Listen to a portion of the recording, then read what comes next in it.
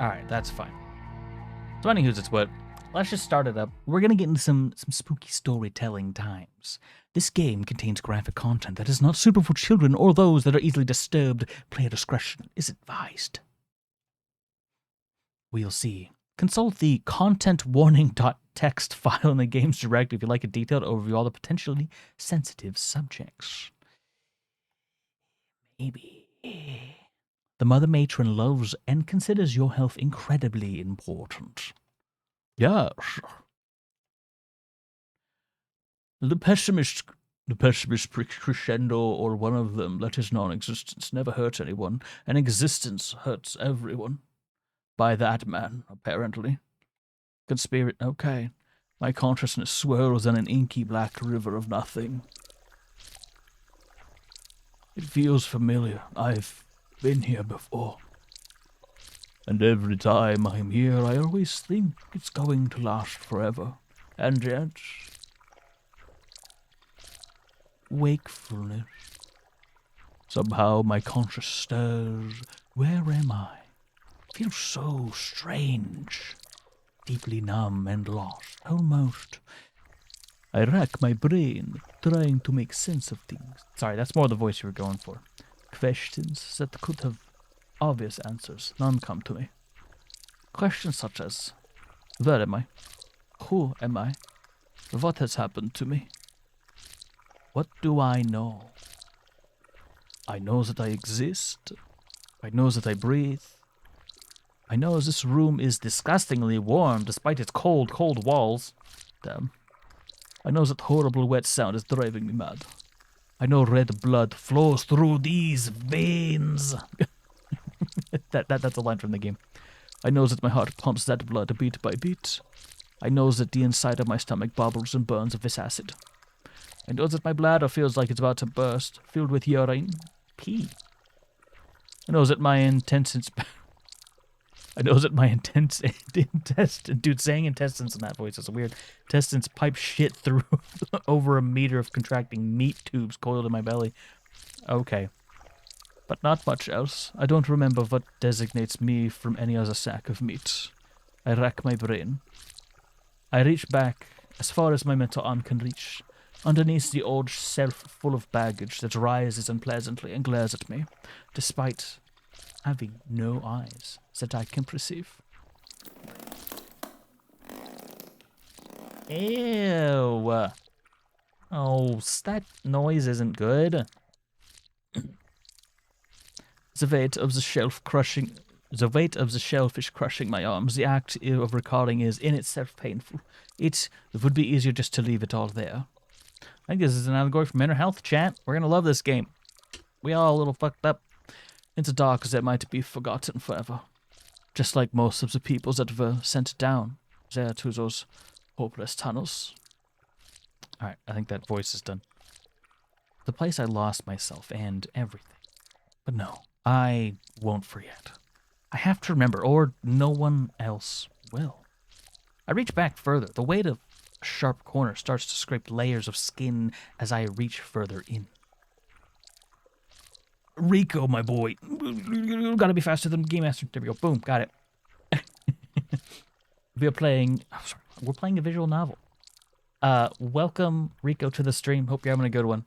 We're playing a spooky-ass game. Finally. My mental hand collapses around something, a small and soft object that compresses under my fingers. Okay. I pull my arm out from under the shelf. Sharp corners gouge my arm open. A crimson river runs rapid and splashes onto the floor. Except how? My arm's never moved. I'm not even bleeding. I felt it, though. Felt my skin shredding. I heard the sound. I can even still feel the object between my fingertips. What am I holding? Why, it was just what I was looking for. It's a memory. It's small and hovers like a faint smoke in the air, but it's a start, a pathway to more. Yes, I'm starting to remember now. Lizzie, that's it. That's my name. My name is Lizzie. It's nice to meet you. It's only a start of a breadcrumb trail, though. I have to follow it. It's easier to live through a memory when you can share it with someone. Dude, this dyslexic font is so much easier to read, by the way. You listen, won't you? You'll help me retrace my steps. Good. Oh, but where do I begin? Where should the dark fade? Where should I... Wake up! Oh, there's voice acting suddenly. Okay. Finally. Jeez. You were out cold, Liz. What? I was covered in sweat, my eyes darting around like flies to figure out my surroundings. I was in the hangover of a deep dream that clung to me like glue. In front of me was a blurry shape of a person, a boy, young man, male at least. He's staring at me with concern and frustration. Who are you? He frowns at me. You really were out there to the world, huh? Ha! This reminds me of Snake a little bit. It's so close to Snake. You're at the workshop, Lizzie. In Pack Rat, where you work. And I'm technically your boss, though I like to think we're all on the same team here. Otacon. My name is Fred. I'm Fred. Starting to ring any bells yet? Oh, right. What do I do? Looking at him now, Fred gives me the impression of a chubby bear. His face almost has a snout. His nostrils twitch back and forth when he's not talking. Maybe the dust is irritating his nostrils? Oh. He pinches the bridge of his nose and closes his eyes. Please tell me you're kidding. I suppose even with no memory, it's not hard to deduce what there's sewing machines throughout the room, and I'm seated at one. Clearly I sew. I think I may have sewn the sweater I'm wearing. I must be good at it, too. It's soft and comfy. Then again, I can see little scars speckled on my fingers. Were they scars of experience or scars of clumsiness? Let's say it was the former. I let out a chuckle and smile. I had you going there, didn't I? Truth is, I was only half kidding, but I hoped I'd start remembering the other parts once I woke up more. Boss fight is available. Fred didn't find the joke as funny. You people sometimes. You people? Better check your privilege, young man, old man. Tell you what, Lizzie. You're clearly running low on steam. I really shouldn't do this, but you need the rest. The mother matron won't appreciate your slacking. Chinese food is fantastic. Make dude. it up. It's in the so coming good. Weeks. All right, he's not a terrible person, it seems. That's good, at least. Giving me a little break. We can definitely tell this isn't America. That would never happen. Okay. Go home, get some sleep. Maybe stop by Spruce's clinic, too. Get a checkup. You have 2 days off, max. Yo, 2 days off? Okay, I'll go home. Except, where was home? God, wake up. I sat there for a moment trying to remember where to go. Very cool. Lizzie! Go! I'm getting kicked out. Yeah. Wearily, I stumble out of the workshop. I feel exhausted. My bones, aches and throbbing pain deeply seated in my flesh. There's a dreamlike haze resting in the world around me. It feels unfamiliar. Clearly this place I should know. This is apparent where I work. Yet I have no idea where I am. I rack my brain. I pat my pockets to find a clue. Fortunately for me, there is one, a small notebook. I open it and thumb through. Bits and pieces are starting to come back to me as my eyes scan the scattered diary entries, notes with doodles. Should we do ASMR for this story? I think maybe we do ASMR.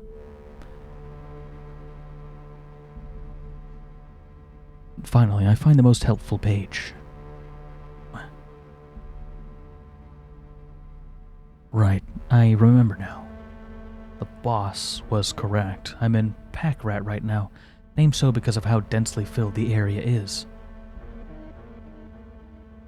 Stay away from the friend shed. Interesting. Every building here is some kind of workshop or storage zone. Some places are packed so full that you can barely walk around in them, though fortunately the place I worked is roomier. More broadly speaking, I'm in the boarding town city I call home. So we're down here, Chant. A secluded place enclosed in markets, walls made of whatever was available, scrap metal, old furniture, repurposed rubble. Outside the walls is an endless miasma of fog that obscures things. No one's really seen out there, and anyone who's attempted to explore the mist has never returned.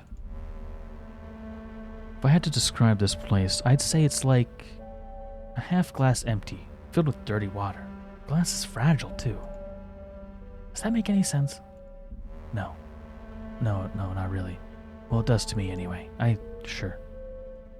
More important than metaphors, though, I know where home is now, and I could feel it deep in my bones that I need sleep. Though in detail on the map leaves something to be desired. Thanks, past me. I'll figure it out. My memory's just hazy from being tired, right? And so I pick a direction and start walking. The winding streets don't make much sense to me, but I follow them all the same. I'm alone, but muffled voices keep me company. Sometimes muffled sobs, too. Try not to focus on them too much. I think I used to in the past, but my heart couldn't take it. Nothing I could do even if I wanted to anyway. Everyone's got to do something for the collective. Everyone's got their jobs and I have mine. Whatever the Mother Matron needs of us. My shoes are old and worn, only offering a meek defense against the hard asphalt streets. They fit well though, and the ground is dry today. They got the job done. They're like everyone here in a lot of ways. Doesn't matter how weathered you are. In fact, you're still together. The fact you're still together means something. And you is strong enough to keep you together. May your spirit grow like the calluses on working hands, or the soles of your feet, so the Mother Matron says. In other words, what doesn't kill you makes you stronger. You grow through adversity, and by the means of everything, you're the best person you can be. Gives all the hard parts of your life a kind of silver lining, or at least that's what I take from it. Squeak. My thoughts are interrupted by a lump beneath my shoe. In the panicked yelp of a small rodent, I lift my foot.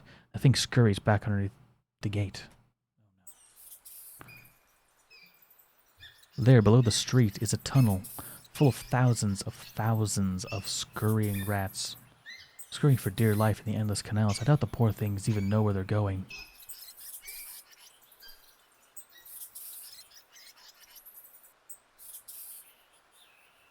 The one I stepped on managed to climb its way up out of the grating, only for my clumsiness to scare it back where it came.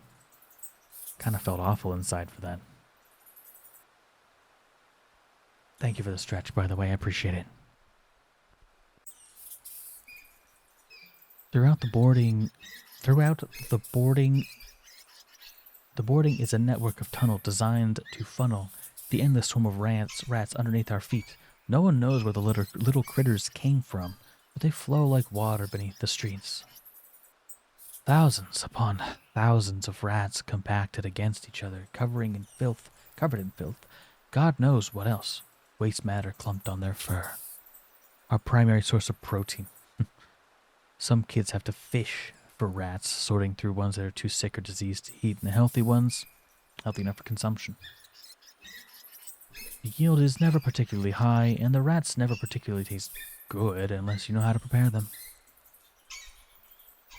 The one I stepped on had to have been rather spry.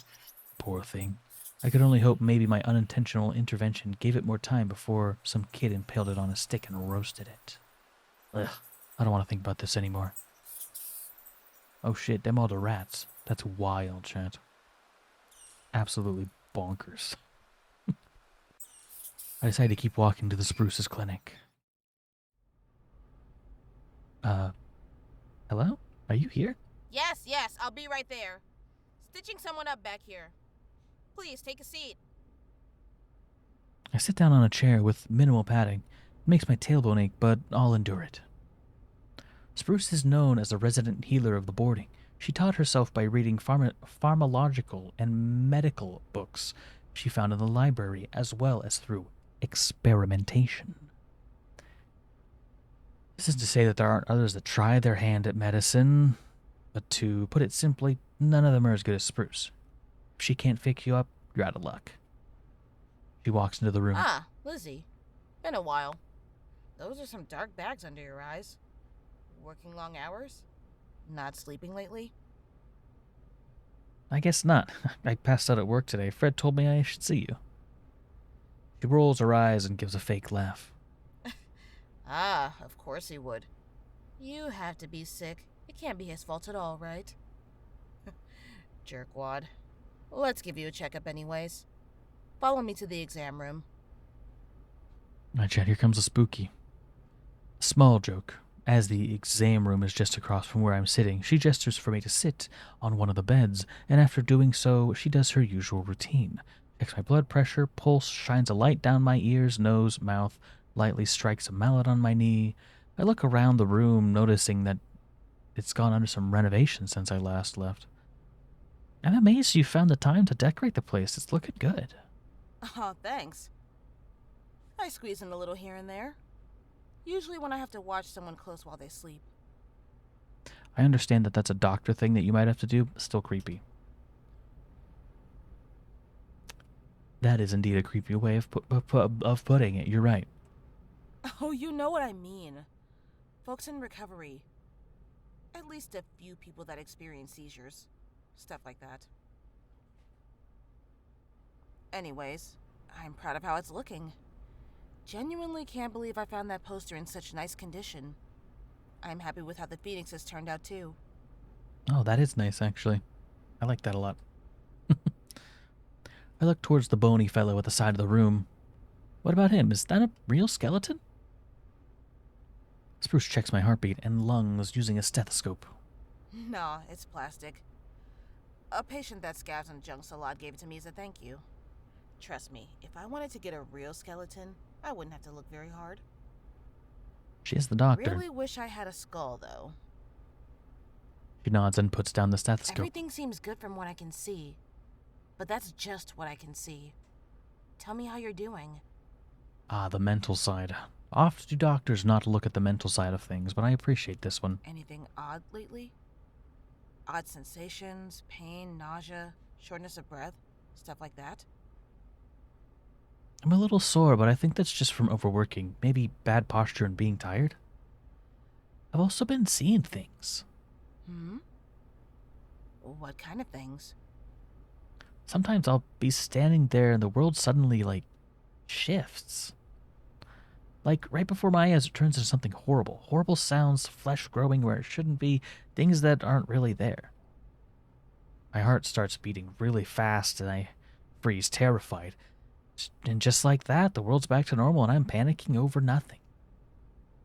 My dreams are really strange, too.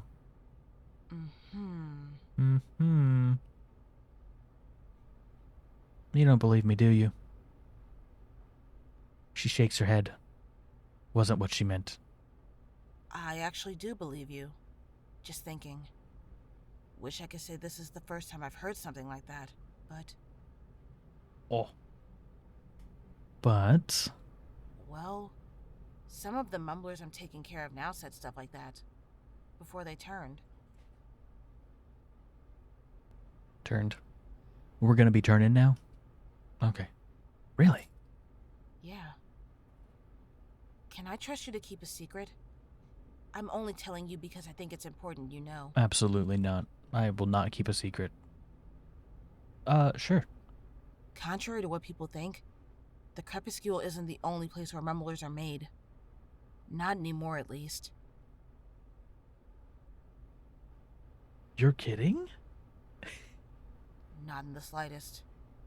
Granted, people have broken down before around the boarding. You know that. Lots of our neighbor brothers and sisters struggle with feelings of anxiety and depression. But this is different.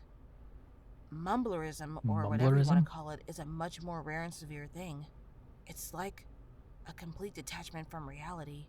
People stuck in a looping nightmare that never ends, and all they can do about it is ramble.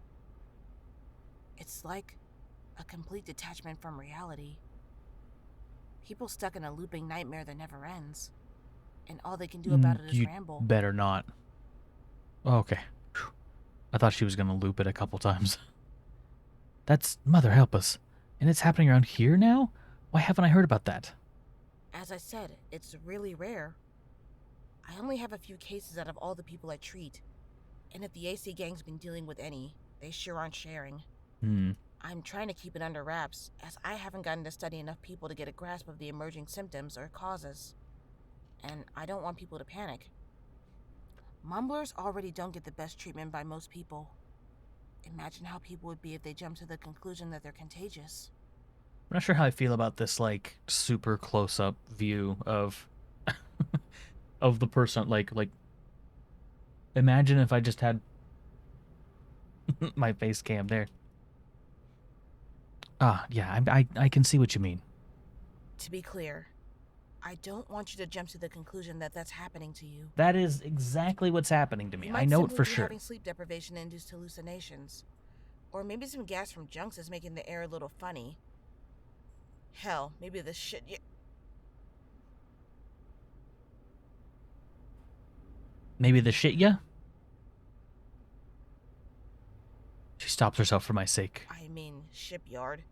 Is just more ranked than usual. Funny. I thought it important to warn you, though. Funny.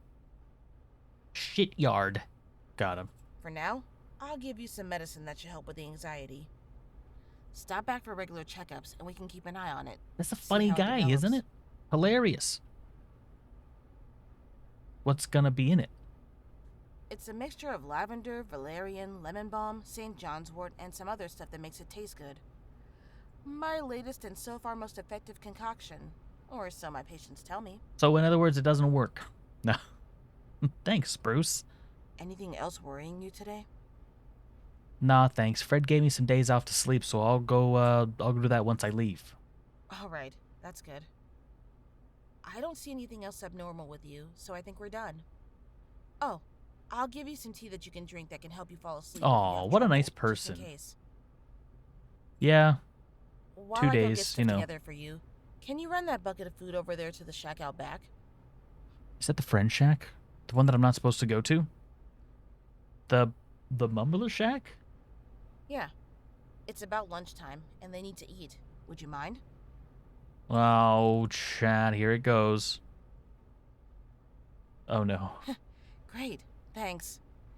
There's keys hanging up by the door. Chad, we're gonna get mumbled at.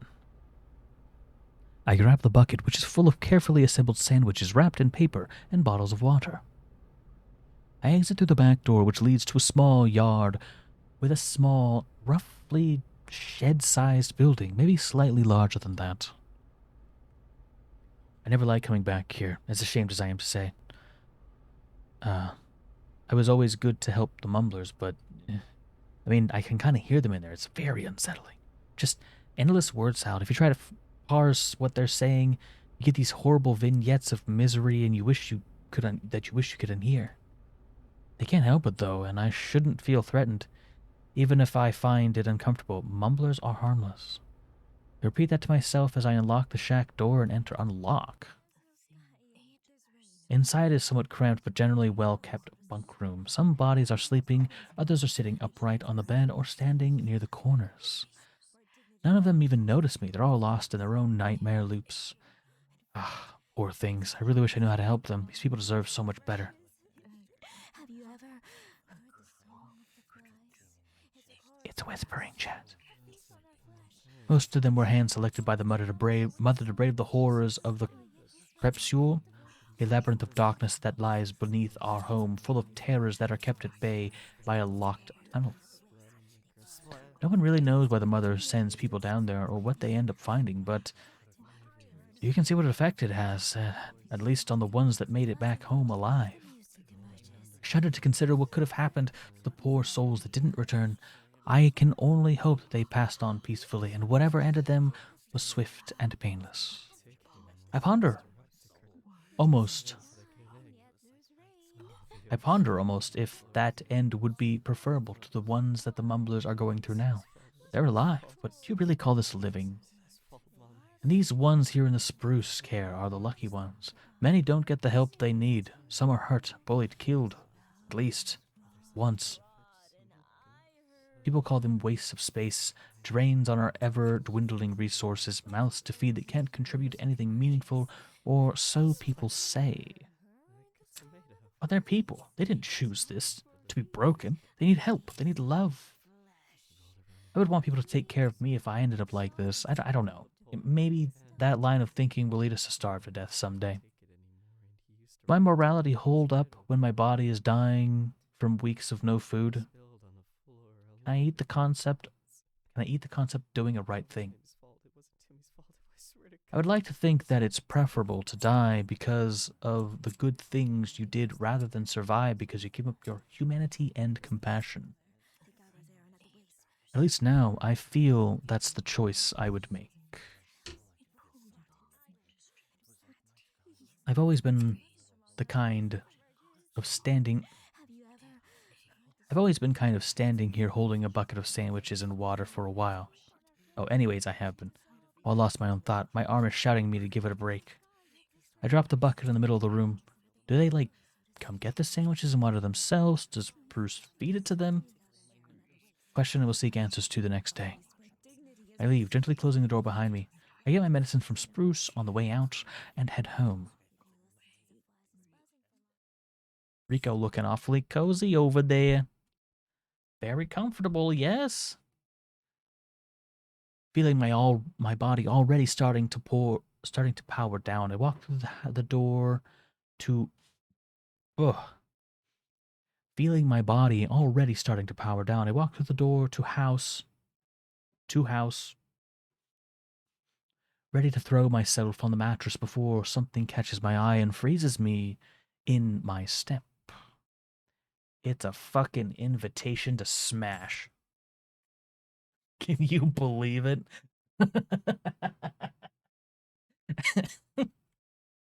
No way. God damn it. All right. Anyway. Resting on top of my bed was a paper envelope with a red wax seal emblazoned with a matron symbol. My heart sank to the top of a deep, dark canyon to the bottom. Fucking, I hate my dyslexia so much, dude. My heart sank to the bottom of a deep, dark canyon inside of me, and bile began to bubble and churn violently in my stomach.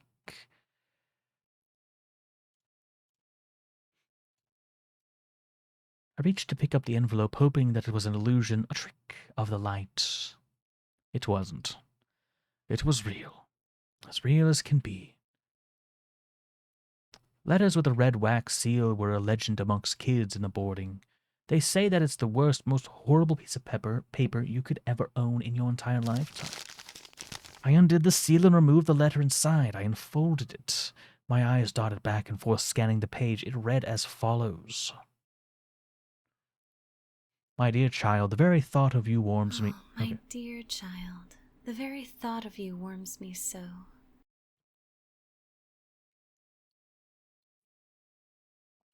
Seeing you and your siblings grow through the years is always my special delight. I give so much of myself every day to ensure you all remain safe and Let's enter secure spooky mode. inside.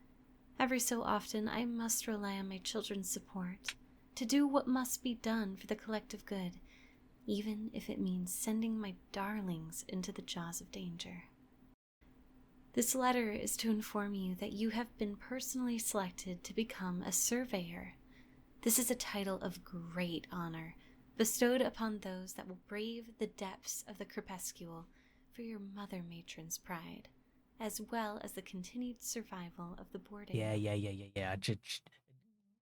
Just like World War II, all right? Make it sound amazing. It's an honor to do it. Oh, you're not going to go die and have your hands blown off or whatever. Fine. You will be paired with two boys named Pucks and Rich. As soon as you receive this letter, you are to meet with them, make preparations for your journey below, and visit me at my dwelling in Mother's Tower. So glad we got 2 days off for this. Attempts to shirk your duty will be met with severe punishment. I will see you soon, my dear, with all the love in the world. Your Mother Matron.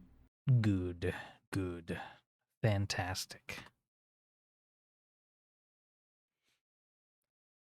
I stare at the letter. My legs begin to wobble. My hand starts trembling. The letter floats to the ground like the way they described leaves in books. Wonder how long these games are? I have no idea. I start breathing hard and fast. My entire body quakes. My eyes roll to the back of my head as I pass out and collapse on the floor. Ah. Back here. Did I die? Was that everything? Is that the end of my memories? Kind of abrupt, to be honest. Did you ever hear the story about the girl in the sweater? No. Of course not. It's still being written. I hear it gets downright grisly. I'm so excited. You should be. What is this thing? What am I? What are you? What is anything? Too late for the cookies? Rip. This creature can hear my thoughts. Everything and anything were nothing once, and they became something. I think things would have been better if they stayed as Maybe. the disease called existing is widespread and cancerous, extremely virulent. It infected everything that was nothing and forced it to deal with the pain of being. Dude, this is way too existential for me. Also, Ember, welcome to the stream. Manipulative.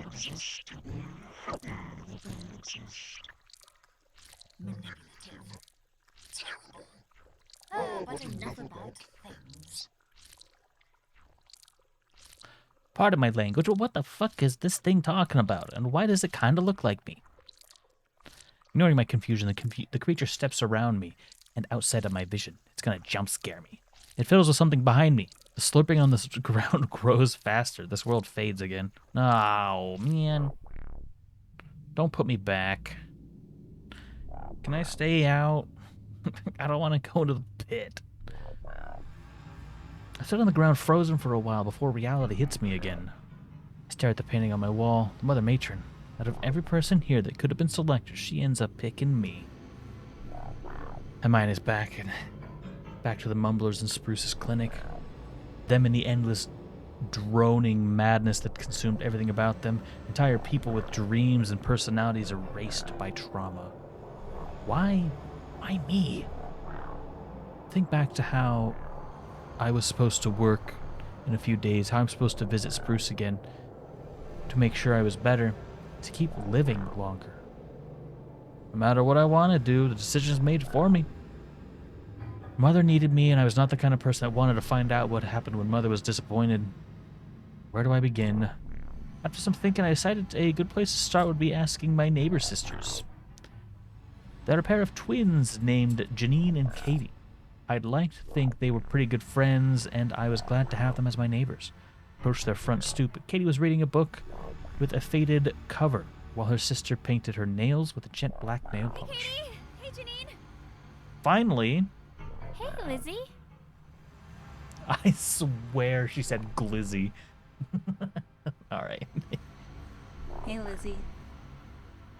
You seem chipper. I thought you'd be more gloomy. What do you mean?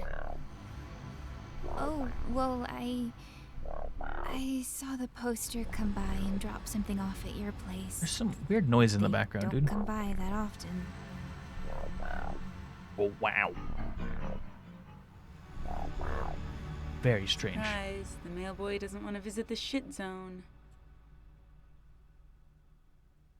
Oh, I didn't explain that, did I? Well, you saw on the map that my home is a place called Shipyard, right? It's not actually called that. It's actually named after the fact that this area is where the majority of the sewage and waste is discarded. I'm sure you can guess what the actual name is, knowing that. Christy makes me feel bad, so I call it the Shipyard instead. You absolutely cannot evade the smell here. It's awful. Sticks to everything like a film. Got mostly nose blind to it at this point, fortunately, though sometimes I still have to break out the perfume. Is it one of those letters? Yeah. Red seal. Red seal. Oh no. No. Ouch. Hope you don't die or lose your mind. That's exactly what I have planned, actually. Janine! What? Just being real. It was nice knowing you. Oh, shit. She just hit me with the, all right, have fun, see you later, nerd. Don't be so insensitive. It's okay. I'm still processing things, but I'm holding it together. Anything we can help with? Well, Whoa. Oh, nice. Nope.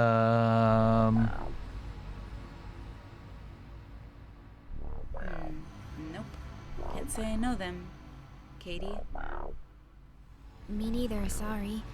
Maybe you should ask around the market. Chad, is this I'm actual sure someone gameplay? there Are we getting gameplay? would. Maybe try meeting Marissa. Meaty She's Marissa, a ew. little, odd. But you'd be surprised what kind of... Don't recommend trying her cuts though, unless you've got a barf bag. Because she's a butcher. Got it. Why is she called Meaty Marissa? She's the butcher. Because she sells weird meat. Oh. I thought there'd be more to it for some reason. Me too, and then I thought about it. What more do you need in a name? What more do you need in a name? You guys can have my stuff when I leave. Sweet, dibs on the bed. Janine! Lighten up, I'm kidding. Kind of. Let's be real though. Would dying really be the worst thing that could happen to you? Absolutely not in this situation. God damn. Oh my god, what is with you today? She's just being real. Like you and I haven't had this exact conversation before. Everyone else wants to make happy. Like the toilet bowl they live in doesn't stink of shit. Doesn't everything about this place make you feel like closing your eyes forever sometimes? She's emo as hell. Janine, what are you even saying? That we'd all be better off dead? Kinda. Not like I'm rushing to the noose or anything, but I feel like it would be a relief. It seems like a really sad way to look at life. Life can be hard, but there's always bright spots worth seeing. People to love. Happy moments that stay with you forever. I could tell the second I saw this nose ring that she was the troublemaker. He doesn't see it, but Janine gives a I don't want to say it, but jerking off motion while rolling her eyes. Class. How old is this game? God I damn. can't say she doesn't have a point, though. I mean, I know where things are heading. Maybe it's better I make peace with it. Don't talk like that, Lizzie. You're going to come back. I know you will. I hate to see it, Katie, but you can have you can have the bed. I don't know how old this game is. It doesn't matter. You'll be the first. You'll make it back in one piece.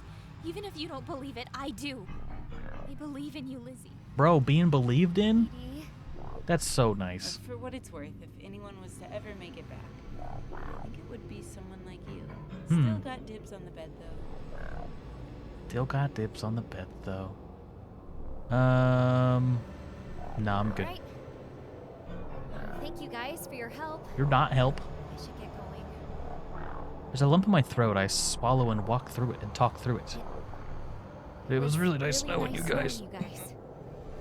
Suddenly, Katie embraces me tightly. After a moment, she looks at me with twinkling, moist eyes. Lizzie, you better come back. I never forgive you if you don't.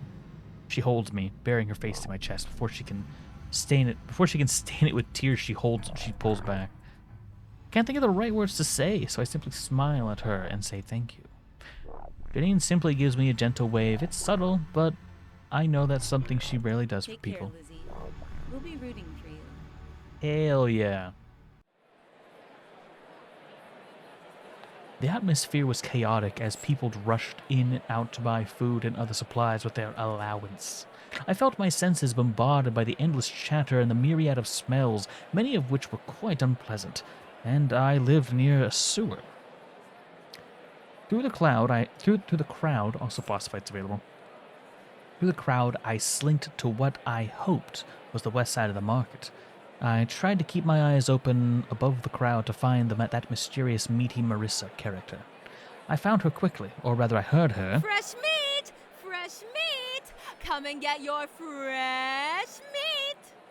Come one, come all. Tired of rat head cheese? Absolutely sick of fly patties? Come try the most unique cuts of meat you can find in the boarding. Flavor beyond It's comprehension. totally human. So human. Then she finds me, her eyes lock onto me like a hawk. You there, the beautiful lady with the sweater. Come, try Meanie Marissa's signature cuts. Name pending. Against my better judgment, I stepped towards the stand. I'm pretty sure I found her, but I ask anyway for confirmation. So, you're meeting Marissa. I've been looking for you. I see my reputation precedes me. Another eager customer looking for the most scrumptious, sumptuous, munchous meat. You won't be disappointed. Munches? No, actually, before I say anything, the strange girl dangles a big fat slab of meat in front of my face. Feast your eyes before you feast. Literally. Once you get a glimpse of my cups, you won't stop drooling. Don't worry, I provide for your napkins. A strange slab of flesh in front of me has a kind of marbling and grayness to it that's downright repulsive to the core. My stomach immediately twists itself into knots. What kind of meat is that? I told you, it's the tastiest and most unique meat in the market. Unique meat. Okay, you have too much. Too much of this. That doesn't explain anything. No, I mean, like, where did it come For from? my supply, of course. You think I resell other people's cuts? Ha! Oh, it doesn't look like rat meat or any kind of meat I've seen. It looks strange. Puts a finger on her lips. That's out a shh. Trade secrets for investors only. You know what Investors isn't a only. secret, though? How delicious it is. Read the reviews. Maybe it's good. We don't know. Really, it's full of real reviews by her customers, written by hand in a messy script. Unique. Tastes like nothing else. Not the worst I've had. I would describe it as edible. A journey into Flavor Town. You must taste. Eat it right now if you can. Withdrawals the review scroll. Come on, it's only 30 Jirok. Savor the flavor. Doesn't it look succulent? Mouth-watering? Doesn't it get that stomach grumbling? I don't know if it does any of those things. Sure is insistent. I ask myself morbidly, should I buy it? From here on, you may encounter situations where you have limited amount of time to make choices. To survive, you'll need to act fast and think carefully. The penalty for running out of time will vary on the situation. In some instances, it may be inconsequential, but for others, possibly not. Sometimes it may result in instant death. In other instances, Lizzie will have to rely on her gut. She might make the choices you don't want. Be wise, alert, and cautious. Good luck, and don't forget to save your game often. Speaking of which... Boom, saved. Should I buy? Sure. I knew that was probably a mistake, but sure. Okay, I understand. Wait, You said yes? yes? You said yes? I mean, of course you did. No refunds. No refunds. Here then. I'm gonna die anyway, it doesn't matter.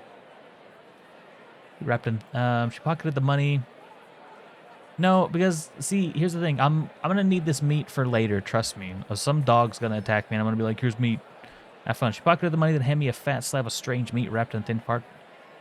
It's already almost transparent with slime. Held the meat in my hand, realizing that I overlooked an important detail. I had nothing to put the meat in. I have to put it in one of my pockets. Ew. Disgusting, squishing sound. Regretting my very Anything else birth you can do for instantly. today? Yeah, actually, I heard this might be where you can help me find some people. Here for the flesh and for the fresh information. I'm happy to oblige a happy new customer. Yeah, It's see, on that's the thing. I house. had to buy it so that she would What tell would me. you like to know? I would much rather have just paid for information instead. Oh well. I'm looking for two boys. One's name's Puxley, the other name's Rich. Don't know a lot what about Pucks? Rich, though. You're in luck. Rich is a friend of mine. Big Pog? Well, an acquaintance. Oh, okay. I don't know how he feels about me. I don't want to make assumptions. I like him, though. He's such a soft guy.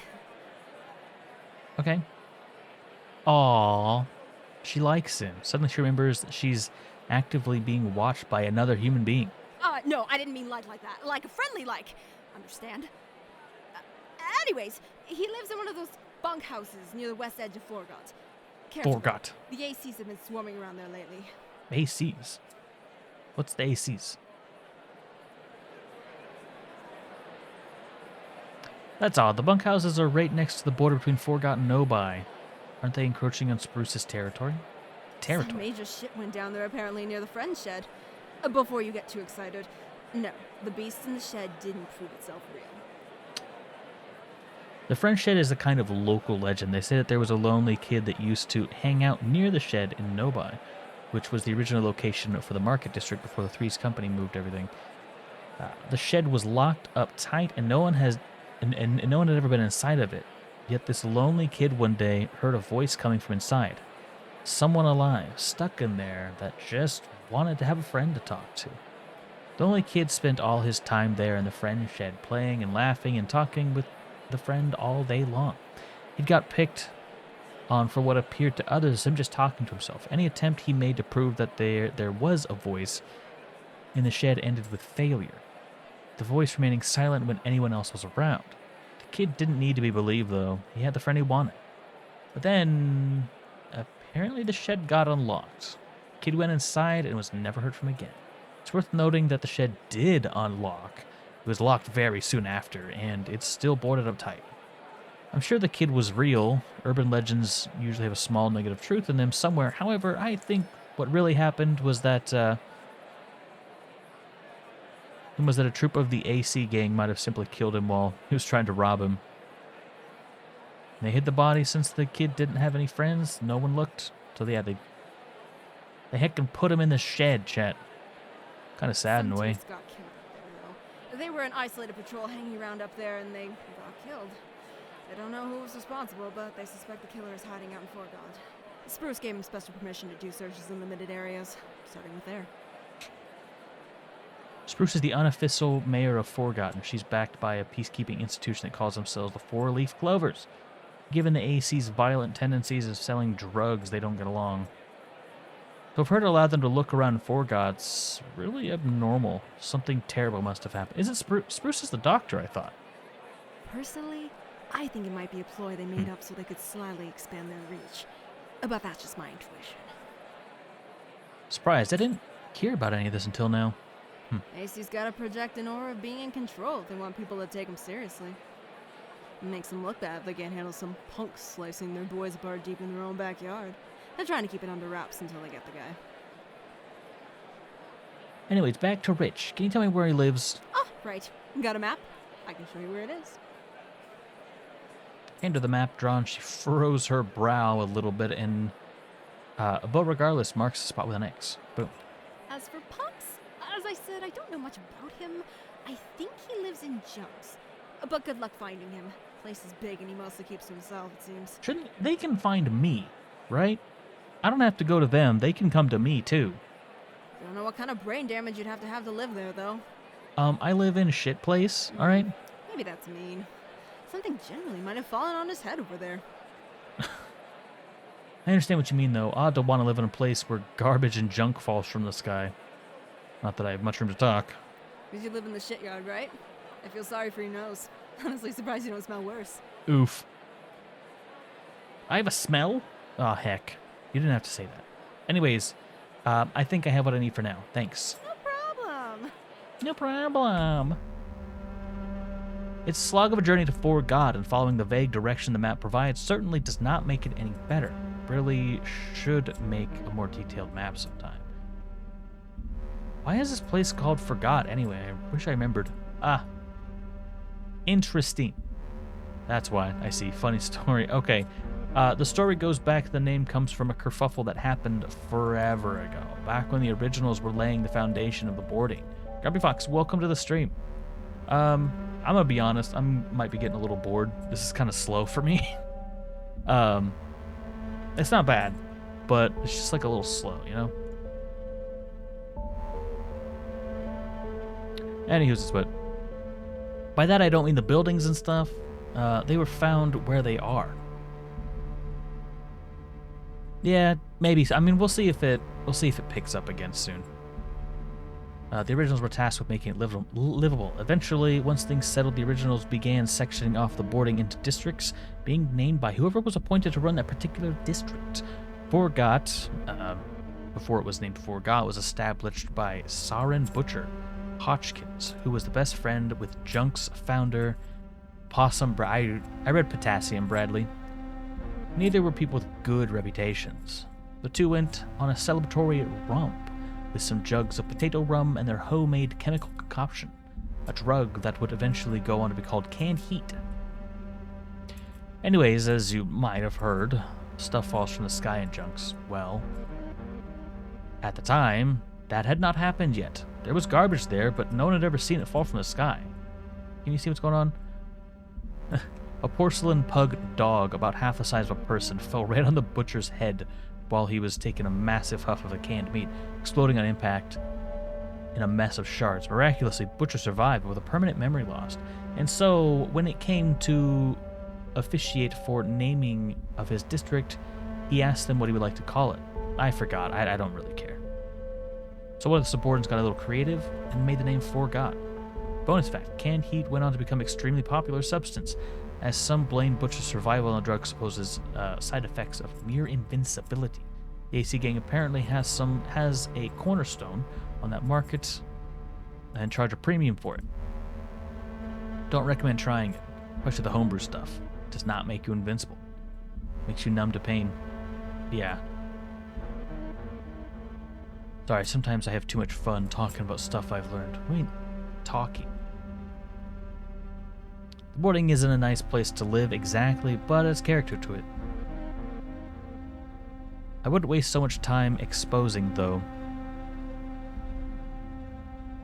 Expositing? Anyway, I'd be in a lot of trouble if I ran into that AC Gang patrol. Careful not to make too much noise as I close the door behind me. No interest in being hassled by the ACs. I just want to find Rich and get out of here. Ideally, I should try to not spend too long in one place. I haven't run into anyone yet, but who knows? This building's kind of big. What could be hiding here? Hopefully just Rich. The walls are scuffed and filthy. Alright, now we're getting more into it. Alright, good.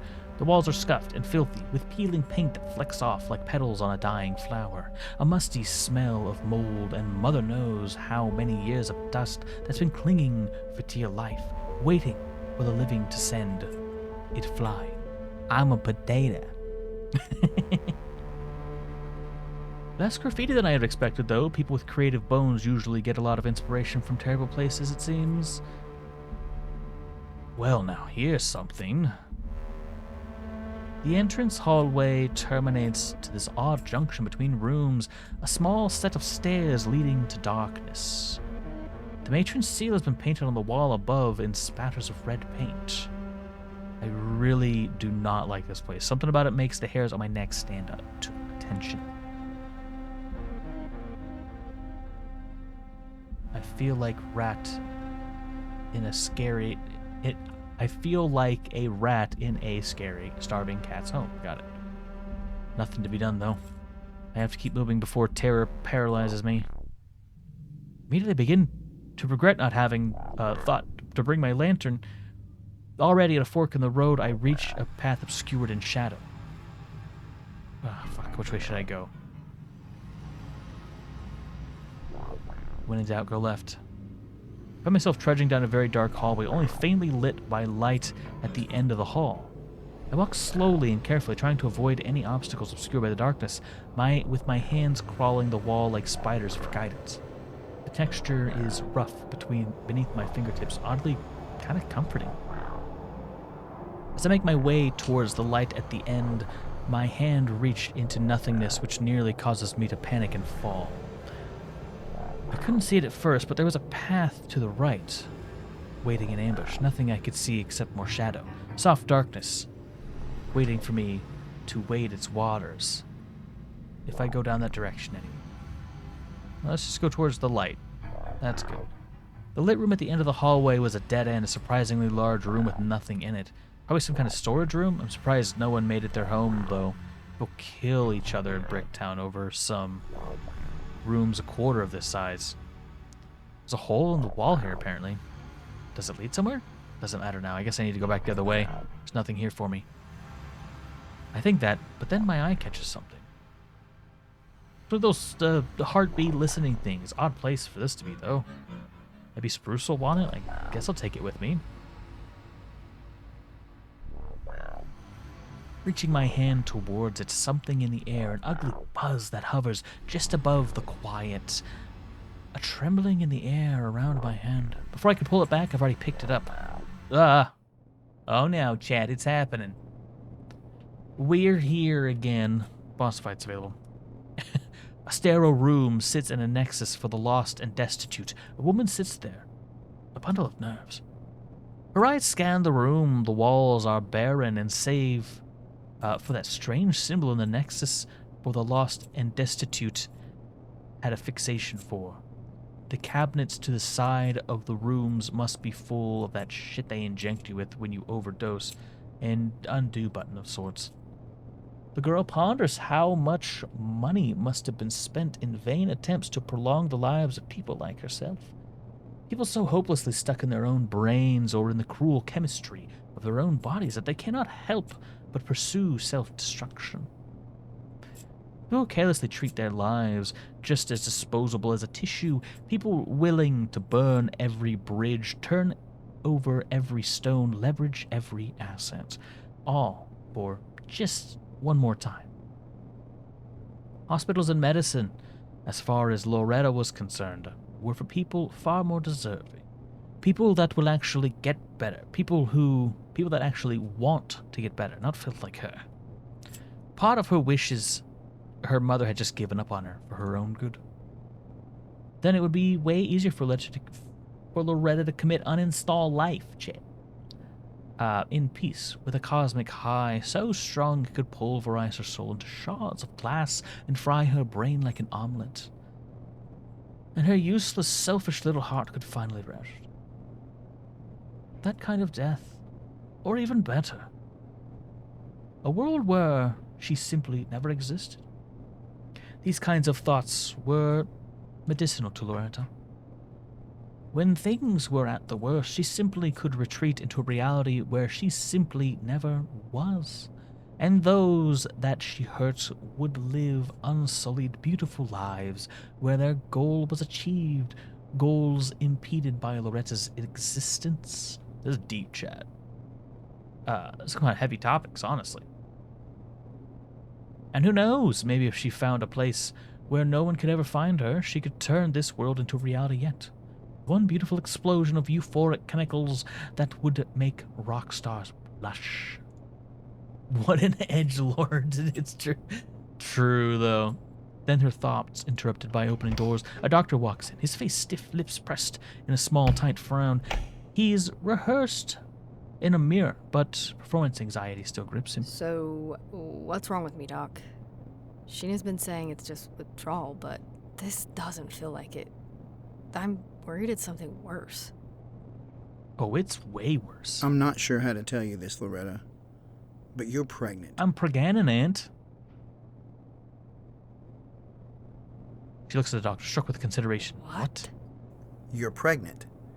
We'll have to do an ultrasound to figure out how long you've been pregnant for. Also, why is this behind me? Pregnant, all the same. How is this possible? How could I not know? It's rare, but still more common than you might realize. It is actually true, it's called honestly. A cryptic pregnancy. Real talk. Oh no. The woman's brain explodes in panic, pulses of memory, dingy rooms, memories of pills, burning nostrils. Enough to kill a racehorse. Amazed you're still breathing. There's no way. There's absolutely no way. Would you like me to show you the blood test results? More memories assault her mind. I don't care if it kills me, it's one less shitty person in the world. It's the only thing that helps anymore. Leave me alone. Oh, no. Fuck you and your tests. You're lying to me. Loretta, I'm really sorry you had to find out like this, but it's the truth. You're going to have a baby. Not if my $700 has anything to say about it. Jesus. There's no fucking way. Do you need a moment to yourself? Yeah. Yes, please. Yes, please. Still whipping out the please. The woman is alone. She feels more alone than she's ever been before. She feels like a brick, drowning slowly. Wow. Weird. Wow. I think I've gone insane, or am I on the cusp of it? Lovely. I even want to try to make sense of what I just saw. Later, in a place that's less creepy than this, preferably. I go back to head down the hall that I walked past before. The side hall into darkness eventually leads me to the edge that's lit by a small window with a single doorway. Glimpsing out the window, I think I'm on the second or maybe third floor. It's a little hard to tell for sure. Wasn't I just underground or something? I didn't even go up any stairs. This building doesn't make a lot of sense to me. More artwork, too. These drawings seem to mostly be done with chalk or very thin paint. Some of it seems to glow faintly in the dark. A message too. Come to the river. Pick yourself a body bag. I really shouldn't stick out for long, but for some reason I feel like I want to examine this room closer. Let's just get the fuck out of here. In the dark, I find a winding stairwell looming into the void. Wow. After following the winding staircase, which had a strange absence of landings, I finally reached the bottom, the acid in my legs burning brilliantly after all those stairs.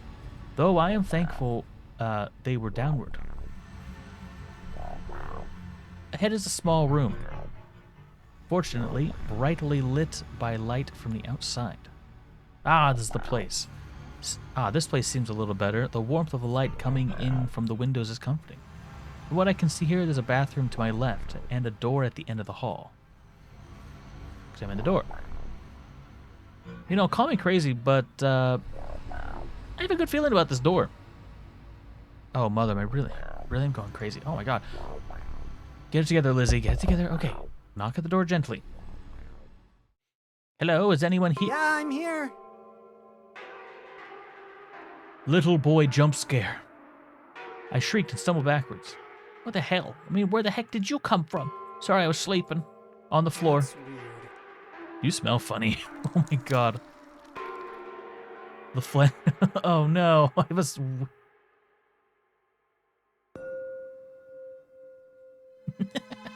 The shame of having to justify my purchase keeps your lips sealed. It's not important. Where were you sleeping at? You popped out of nowhere. Scared me half to death. Over there. Just a small cramped-looking hole in the northern wall.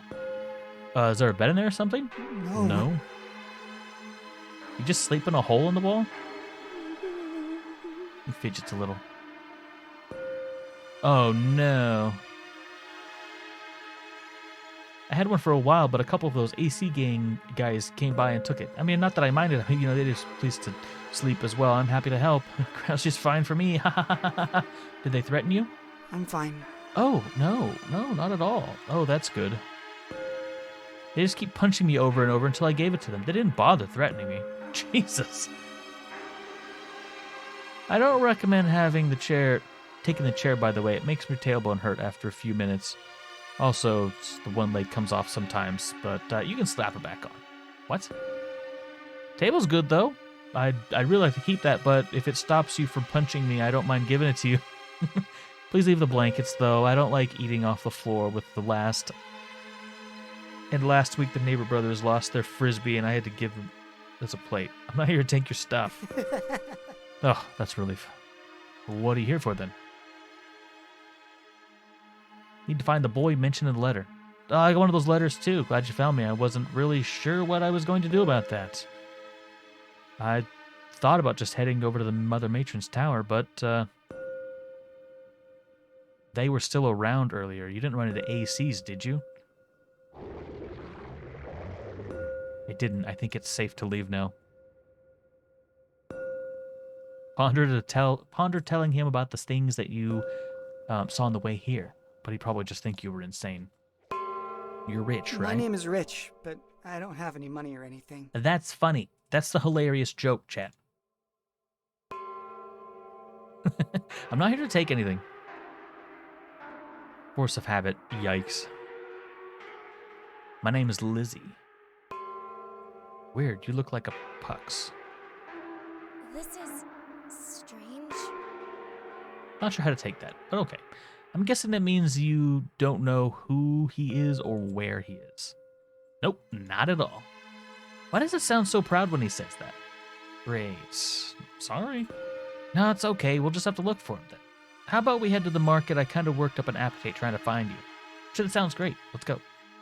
Rich leads the way through the building. It's along the way that something unnerves me. Despite just coming back the way I came, I did not enter the same room. It was back at that one hallway from before the junction, with a symbol painted over the wall. I freeze. A cold sweat breaks out on my forehead. Am I sick? Lizzie, what are you doing? Is something wrong? Nothing. I'm coming. I just got a little lost is all. Spooky. I trot along, trying to shake the anxiety off of me like cobwebs. It still lingers below the surface. At the market, I both realized that our stomachs were empty, so we decided to buy us lunch. Made our way to the market and approached our favorite food stand, which sat far away from meaty Marissa's booth. And sold skewers. Oddly, I could almost swear I felt her gaze. Oh, she's over there. She's keeping distance, but she can she's watching from behind a barrel. She's laser focused on Rich and not noticing that I have noticed her. Oh well, I think she's harmless? She's leaving us alone for now, at least. I think she just wants to ogle her crush. Ooh, that's right. She's got a crush on Rich. I certainly will be better equipped to deal with anything that might happen on a full stomach, at least. And delightful smell of grilled rat and vegetable makes its way up my nose and tickles the parts of my brain that cause the mouth to salivate. The strange, slimy meat stinking at my pocket made my stomach churn and twist like a writhing worm.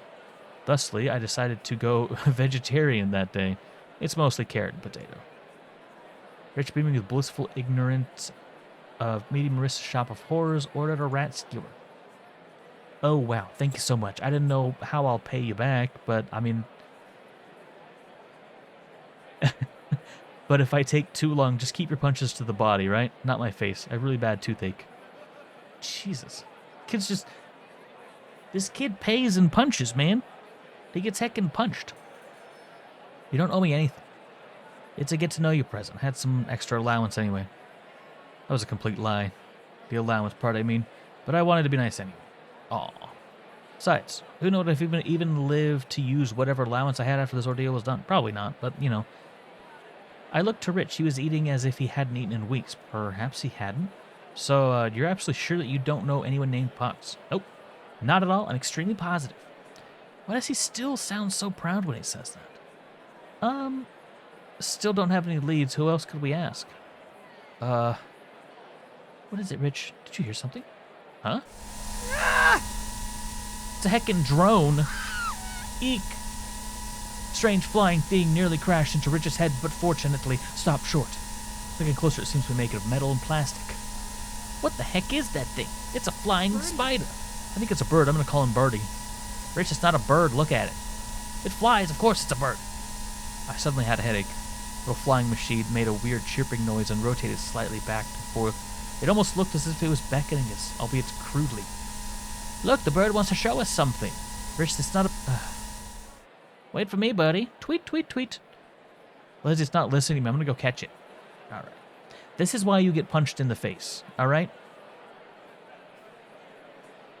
The machine and Rich just take off. Wait for me. I hope this is bringing us to the next person. Strange metal flying machine weaves its way through the air of junks with a boat-like grace, listing to and fro through the gusts of wind. Rich continues to chase and shouts wildly with reckless abandon, not even considering at that moment a 10-ton metal dumpster full of garbage and scrap could land right on his very head. He's definitely distracted. I'll give him that. No one has an explanation for it, but the District of Junks, originally established by Possum Brandy, okay, had a dangerous characteristic. Unpredictably, things fall from the sky here, from a source that no one's been able to determine, like rain, but pulpier and sometimes deadlier.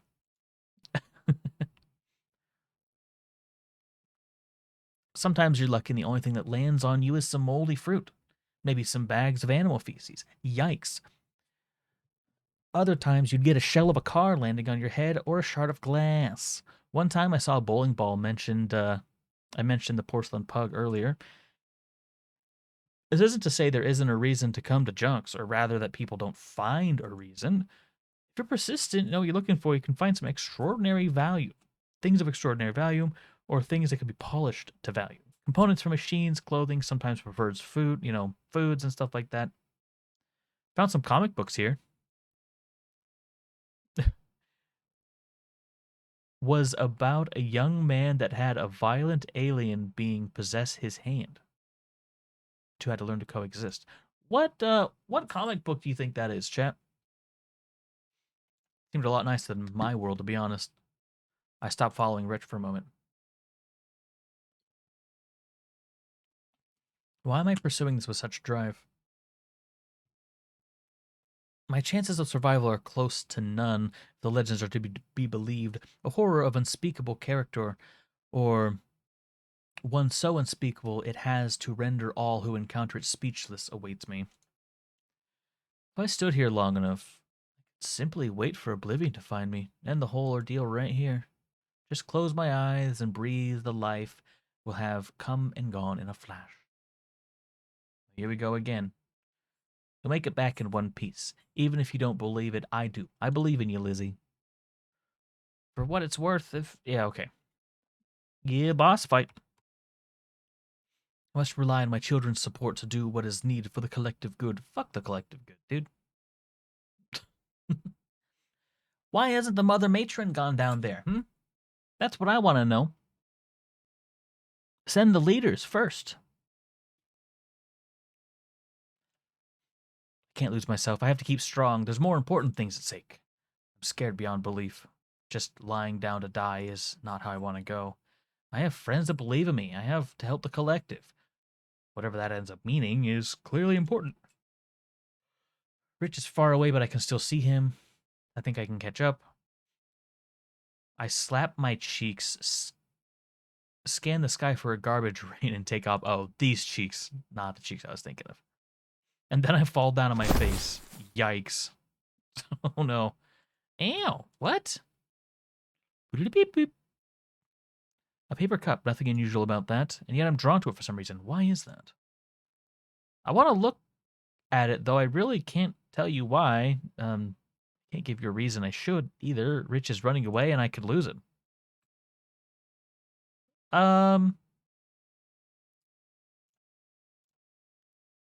Sure. Reach my hands toward it, something in the air, an ugly butt. Oh, god damn it.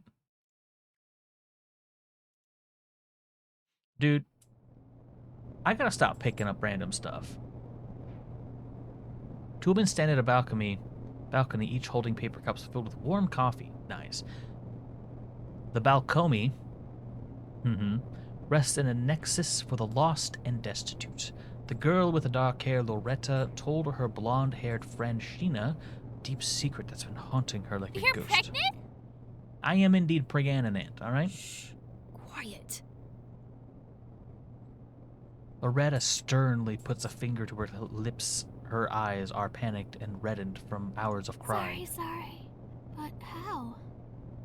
Buries her face in her palm. I really don't know. My body didn't even want to tell me until recently. Didn't want to tell me till recently. I have no idea what to do. Me, a mother. She stares into space. Thousands of nightmare scenarios are flashing beyond her eyes. Thousands more failures to be responsible for. For once, there's no excusing it. Before, she could blame the negative effects of her actions on people as the price they paid for choosing to care about her, choosing to associate with her. This, though, a life was forming inside of her, and everything she'd do from here on would have direct consequences for it. Already had consequences waiting to reveal themselves. Sheena looked to the ground pensively. Do you know who the father is? Could they help? Bittersweet memories flood her head. Parted too soon, or was it too late? Was it before or after the party? Why did the party have to stop? Even worse, if it wasn't that time, then what if the conception happened somewhere in a dark oblivion of unconsciousness? Oh no. I might know who, but we'd have to test to see. What about your mom? It's not my mom. I can guarantee it's not my mom. Alright, we make jokes here. We gotta lighten the mood somehow. Anyway. What will your father think? It's probably not his either, hopefully. You have to wake up eventually. Please stop this. You look terrible. I wish I had my baby girl back. I've put her through enough as it is. I've been dead inside for the past God knows how long at this point. Living pill to pill. I could see the look in her eyes. It killed her inside. Every time. Never too late, Shane. No. I've decided. I'm on my own with this one. A long silence rests itself on the moment. You going to keep it?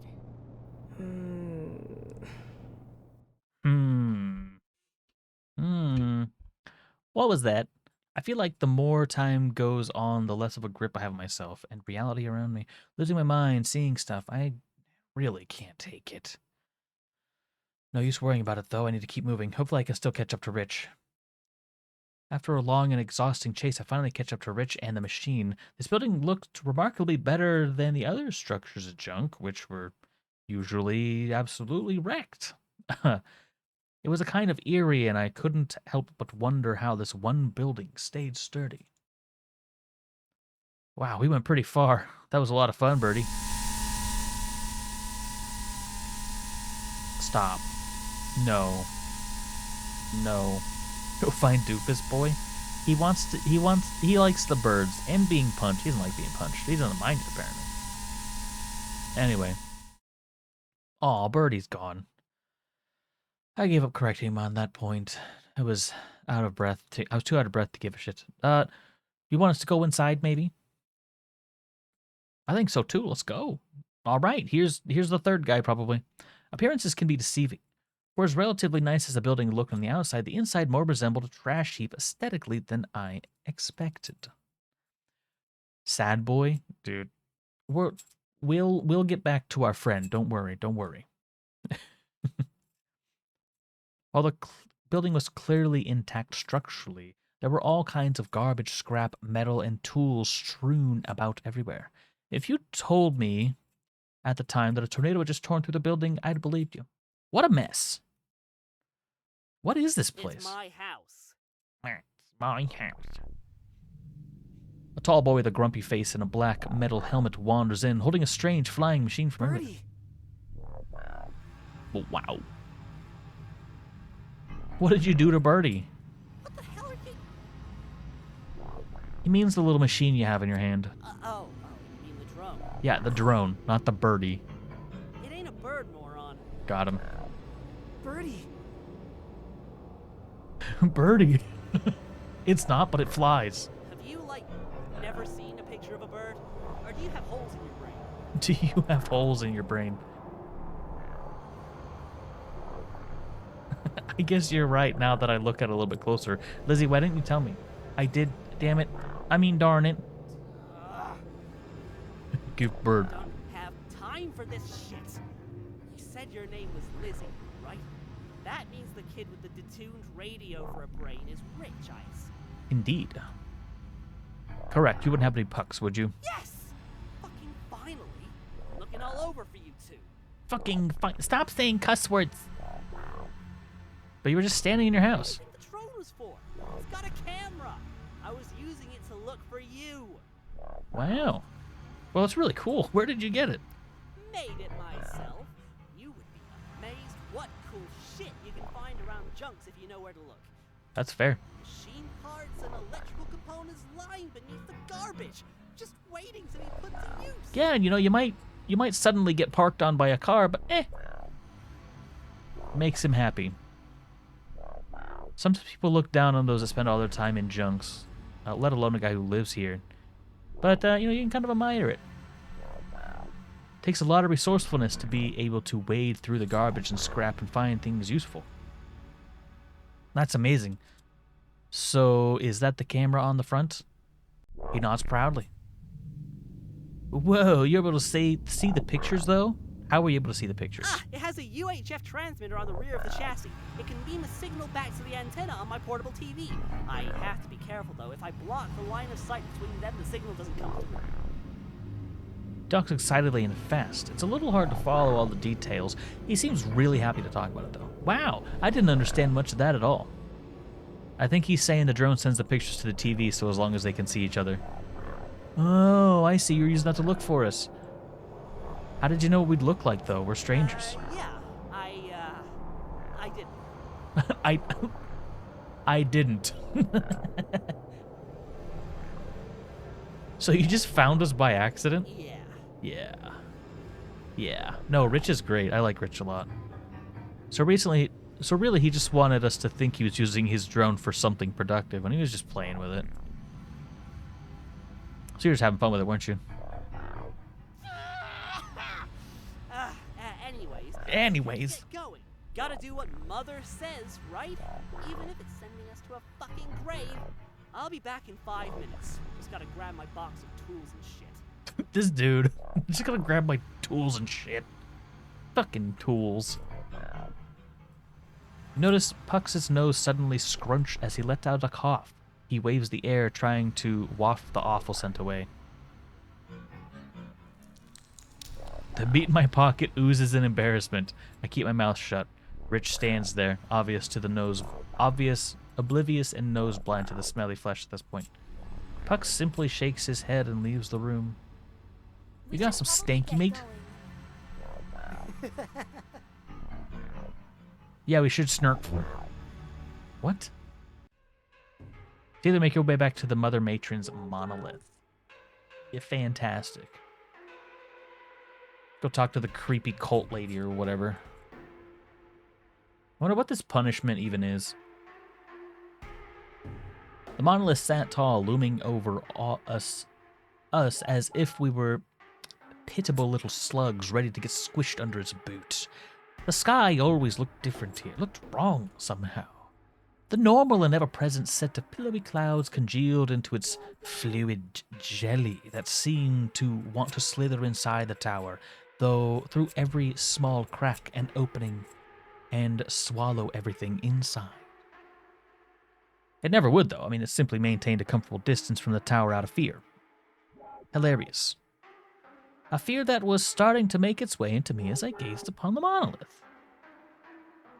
Doesn't matter how many times I see it, it still floors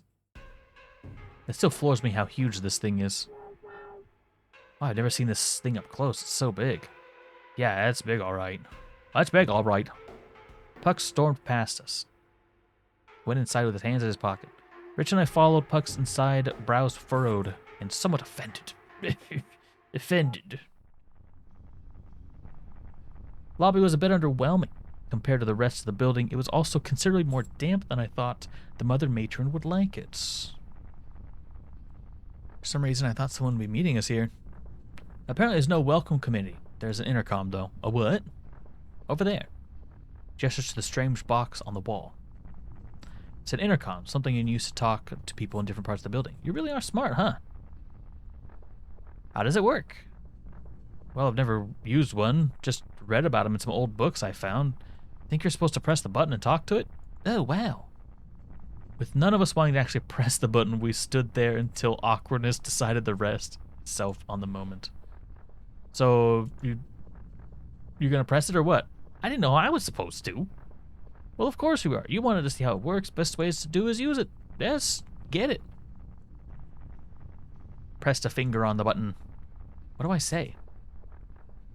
My voice cracked up from the nerves. I don't know, hi? We're here for the Mother Matron. We were summoned. 12th floor. We all jumped a mile in our shoes. Fucking shit. Guess it hurt you, Pucks. Shut up. Shut the heck up. Pucks, was that really called for? Don't really care. Let's move. We gotta hit the 12th floor. Pucks stormed off again. Oh, he looks like a sad little mouse. Yikes. Kind of a jerk, isn't he? No, he's not so bad. I think he's just scared like me. He just shows it differently. Aw. What a soft boy. Now it's voice acted again. After an exhausting climb up quaky stairs, we find ourselves on the 12th floor. The landing leads us to a narrow hallway, the halls of which lay flat and uncomfortably angular and sharp, extremely artificial looking. It felt as if the hallway was made out of sharp knives resting against each other, waiting for the right moment to slice us to ribbons. That's a weird way to say that, but alright. The hall terminates in an aged doorway made of wood and fogged glass. I hope Rich punched. I hope everyone gets punched, damn it. Alright, anyway. I finally get to meet the paragon of kindness that I knew as the caretaker of every girl and boy I knew. Wow. You're about to be real goddamn disappointed. I'm feeling it now. And yet every synapse in my body was afire, screaming at me to turn around and run. I kept my feet firm, but were my skin sentient, it would have ripped itself off my flesh and jumped off the closest window. He's scared. Guess this is it. That's weird. Are you sure this place is so... I don't know, something's weird about it. I am as positive as can be.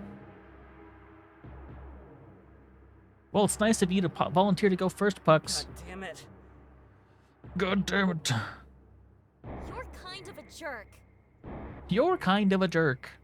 Volunteered so confidently just to get them to shut up, but the instant I said it, I felt intense regret. I was totally gonna do it anyway, but fine, if you assist. Thanks, Lizzie. And so I stepped closer.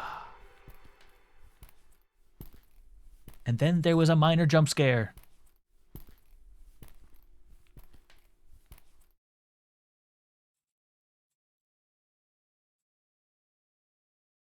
I reached my hand to open the door. I knocked.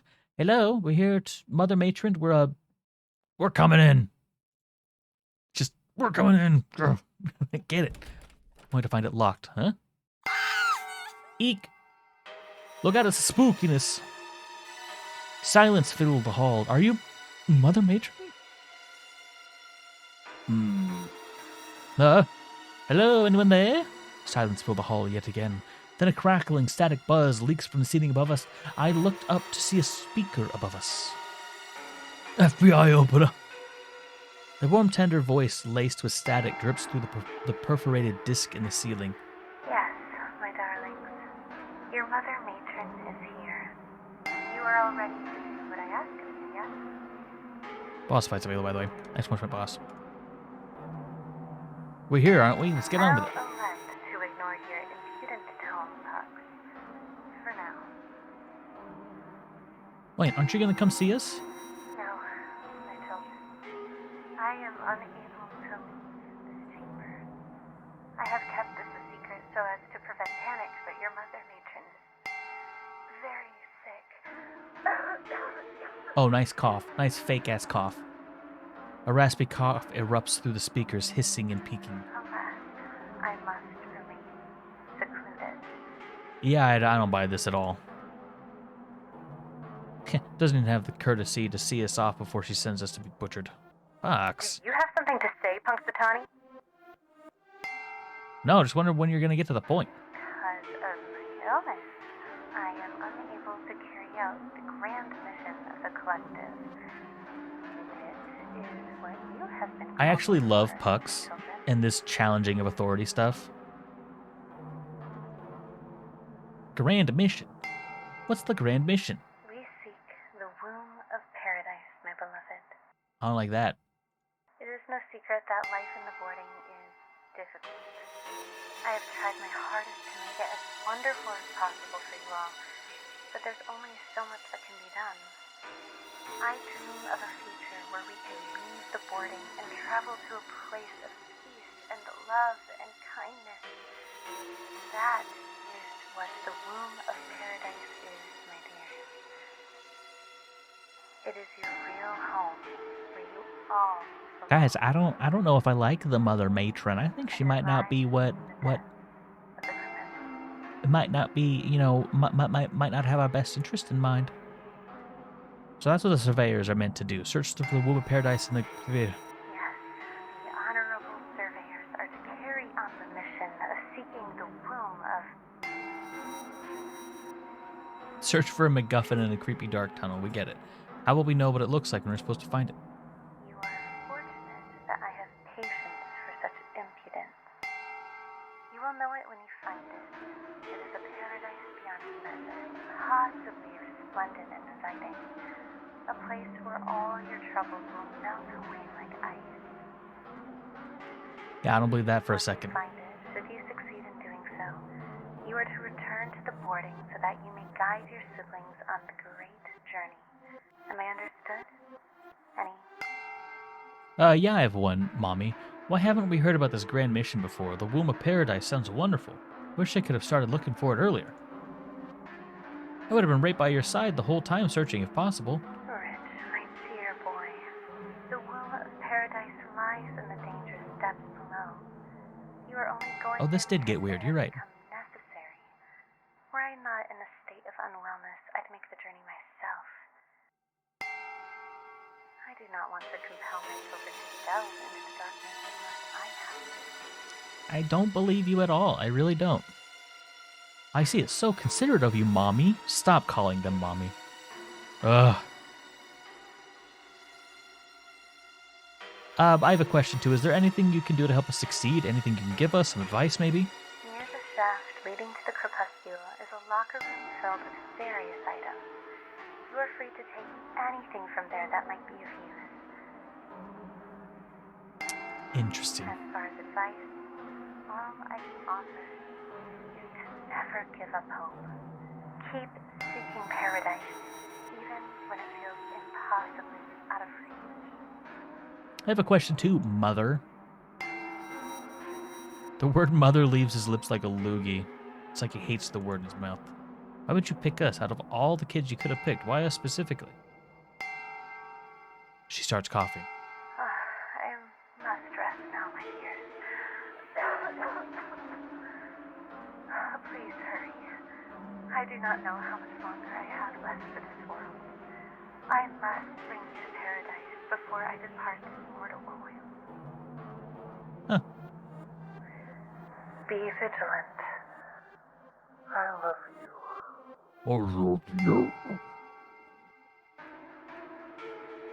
So that was fucking weird. Alright, well. Silence, I guess that's the end of the conversation. I tapped him on the shoulder gently. I guess she left?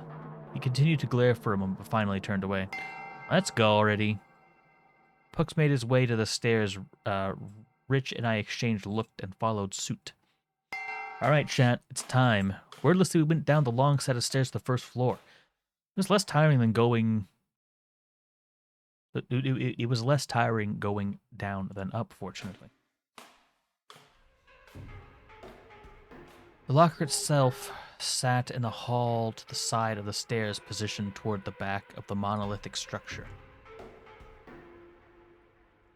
I'm going to go ahead and do it. I have a feeling this is going to be important here.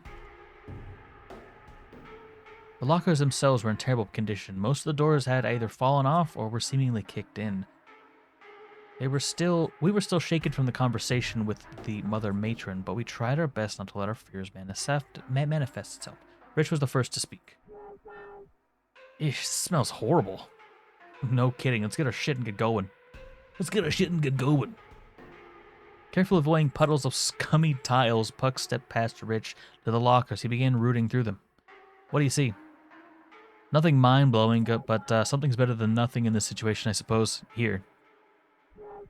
Tossed over a crowbar towards Rich. The crowbar nearly bonked him on the head and knocked him out, but he fortunately caught it with a yelp. Ah, careful. You got it, didn't you? Rummages around some more. Yeah, this could work. Here, Lizzie, take this. It's a dang knife. Pucks fortunately handed me a large knife. And throw it at him. Dude, this guy looks serial killer-like. That's some serial killer look right there. This fucking look, dude. I can take all the punches, but no crowbars. Hold on, I just really wanna get this face. There we go. What if we just hit me now? There we go. Okay. Yeah. No, that's a face. It's heavier than it looks. Here, it's not the sharpest thing, but you can still cut yourself pretty easily with it. Carefully ran my right hand across the side of the blade. Its rusty surface felt scratchy against my fingertips. I'll be careful with it. What are you taking? Pucks pulled out a large wooden baseball bat. He took a few slow practice swings with it, getting comfortable with its weight. I'm taking the slugger. You're really cool. It suits you. You play baseball? I used to, but I had a couple friends I used to play with, but never mind. It's not important. We gotta go heck and destroy things. It was brief, but I saw his eyes briefly fill with sadness. I felt bad for asking, but I had the feeling apologizing would just hurt him more. Are there any tools in this locker or something? We might need those. I saw in my toolbox, but let me look. Rummaged some more and shouted in excitement. Ah, toolbox. Let's see what's inside. Not bad. Seems well stocked. Some of the tools are kind of old and rusty, but they'll get the job done. Adding you beauties to my collection. I murdered them all dead. Alright, I think this is everything we need, or at least everything we're gonna have. You two ready? I suppose so. Me too. As ready as I will ever be. Alright, let's go do a stabby stab. Pucks nodded and led us on. Through the shower room was a room that was largely empty, save for one old hatch. I think this is it. I swallowed hard. I could hear the light chattering of teeth behind me, probably coming from Rich. I looked at them and nodded, then went down the hatch. We now stood in a long, dark tunnel which extended far ahead into pure darkness. The tunnel felt unnaturally cold, both to the skin and to the soul. The very air carried the message that this was a place that held nothing but abject misery. Even if you were blind and decrepit, blind to the decrepit appearance of the tunnel, the cold would tell you this place where happiness had never been. We could see our breath in the tunnel, white mist punctuating each exhalation. Brr, you wouldn't have it in a sweater, would you, Lizzie? Oh, sorry. It's not really helping me as much as you think it would. Still, bet it feels warmer than what we're wearing. I hope it's less cold further, but bleh. I hope it's less cold further in, but that's probably futile. Shall we get going? You know, we could just go back out and grab some like we've already been met with a pretty nasty like issue. Like, we can solve this issue. Just go grab a jacket. I don't know. Maybe they don't have jackets. I don't know. Pucks and Rich nodded. We descended further into the tunnel, trying not to pay mind to the fact that our chances of coming back were slim to none.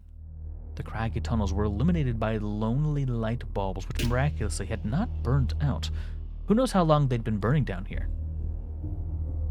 This must be some kind of mine. Really, what makes you say that? I've read some books about them, and the pictures in them look a hell of a lot like this place does. I bet you 20 bracks that this is a mining equipment somewhere ahead. Thought back to my market purchases earlier. Well, unfortunately for you, I'm broke. Oh, what a shame. I'll take an IOU then. I gave a little laugh. It was nice to see that Pucks had a lighter side to him. Hey guys, look at this. What is it? I think it's a journal or something. Resting on a wooden bench against the wall was a small little book with a black lather, or maybe faux lather. Let me take a look at it. We really have time for this? I'll take any excuse to not go further, and thank you. an IOU for not a fucking beating. See, Rich is good at taking punches, not bat swings. That's different. Found some readable pages. I read aloud.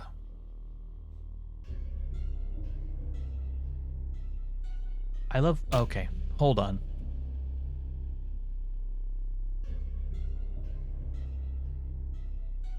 Okay, so I'm not going to read that first line because I don't need to give you guys any content. I love the feeling of it crawling around inside my guts. The razors on its fingers scrape the walls and it hurts and bleeds, but it feels beautiful. The feeling of a life inside, feeding of my insides. Everything about me keeps it alive. I will protect it with my life, even if it hurts. I will kill if I have to. I will kill if I have to kill.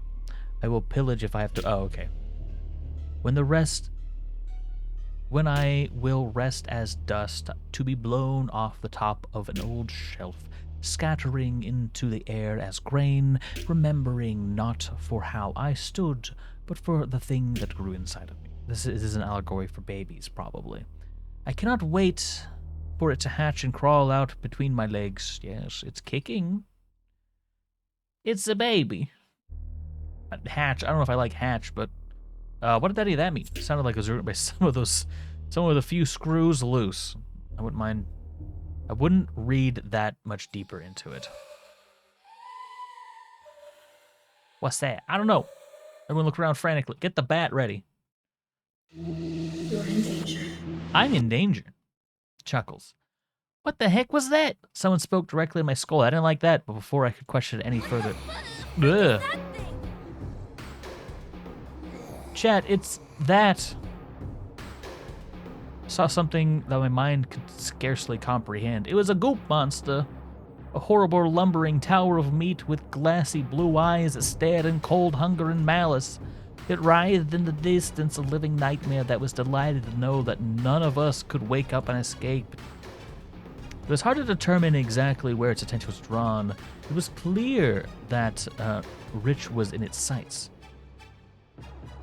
That's when it reared up and charged at Rich. If I didn't do something, the monstrosity would do something terrible to him. Throw the knife at the creature. I have a knife with me. There was no way I'd be able to get between Rich that I would cripple or at least stun it. Raised my knife and mentally marked the beast's right eye as the target. Take this. Wait, I threw the knife. Oh, shit. Take this, Rich. That'll teach you. Oh, no. Oh, no. What the fuck, Lizzie? Rich did not scream. He was silent. The knife had likely struck his brain.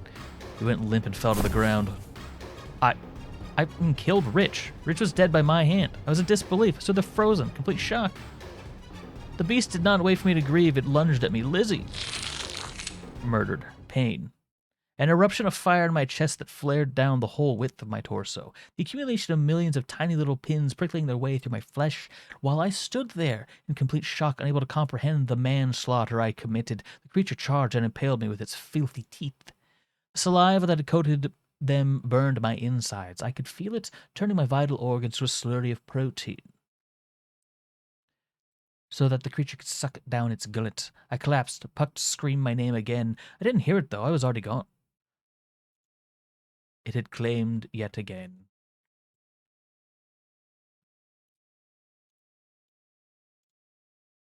Well, I guess let's try that again. All right, well, we can skip some. Don't fucking throw the knife. Can you believe I missed, chat? You're really... Oh, we're really... Do not throw the knife. All right, let's make a save here. The cold air. All right. Hold on, where's the you're in danger thing? Also, boss fights available. I'll take an IOU then. Wow. Do we really have time for this? Ooh, what? I don't know. Looked around frantically. Dot, dot, dot, dot, dot, dot, dot. We couldn't see anything. You're in danger. You are in danger. What the heck was that?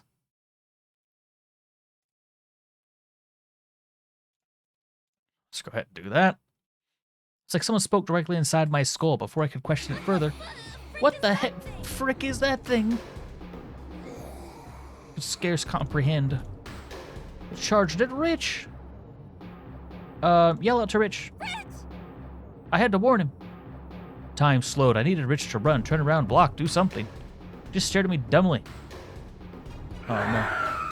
Could I blame him though? He had no idea what I was shouting at him for. No idea of the madness that was behind him. Neither did his poor little heart. Dead. Rich fell to the ground, his eyes wide in shock. A torrent of blood began to pour freely from a wound in his chest. The horrible beast stood before me, uncomfortably close. A rush of adrenaline hit me. I had to act. Get away from the creature. I had to get away from the creature. I had to do it immediately.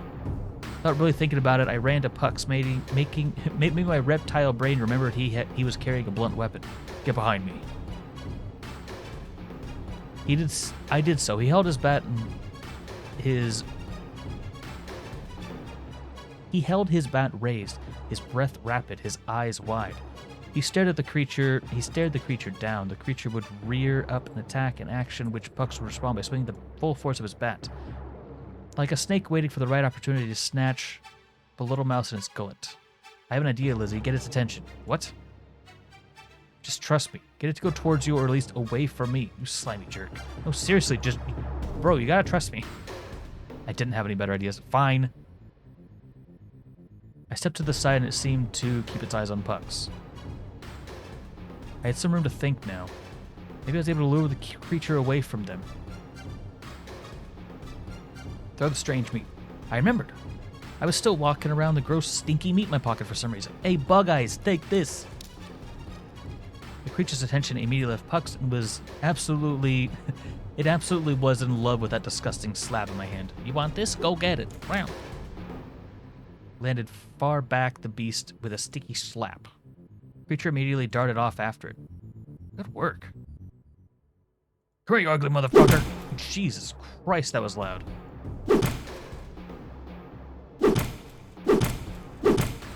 We're getting him. The creature cried in agony and fell over to the ground. The way it wobbled and moved made it clear that the thing had poor balance if caught off guard. You want more? Here comes more. Hey. Did you hurt yourself getting up? Oh, Ash hasn't been feeling good lately. His paw is hurt. Paw or leg or something. We got a vet appointment on Friday. Usually going up and down is kind of difficult for him, but it seems like he made it okay this time. Things were quiet. The beast had been slain. Another heavy bash.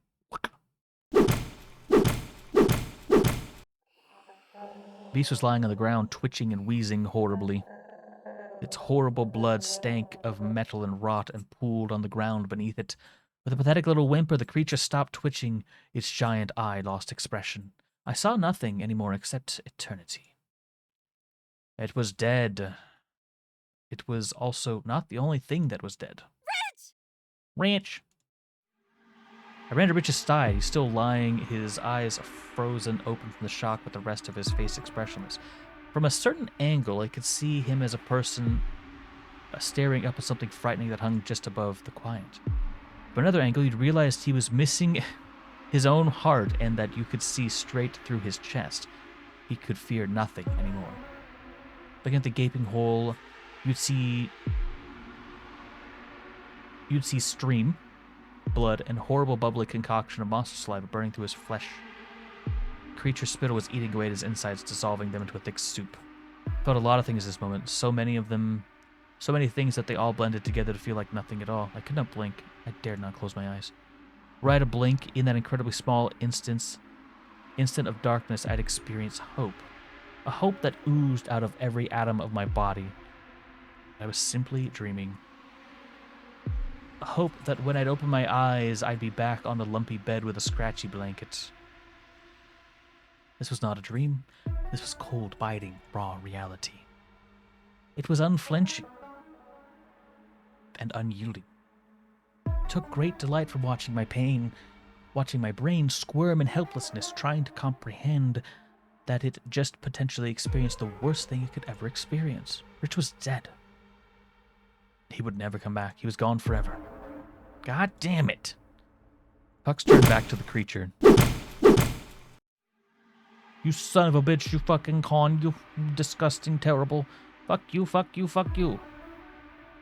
Felt heat in my face, my cheeks burned, my eyes burned at the rivers of misery flowed freely. I was blabbering with snot dripping down my face, pathetic.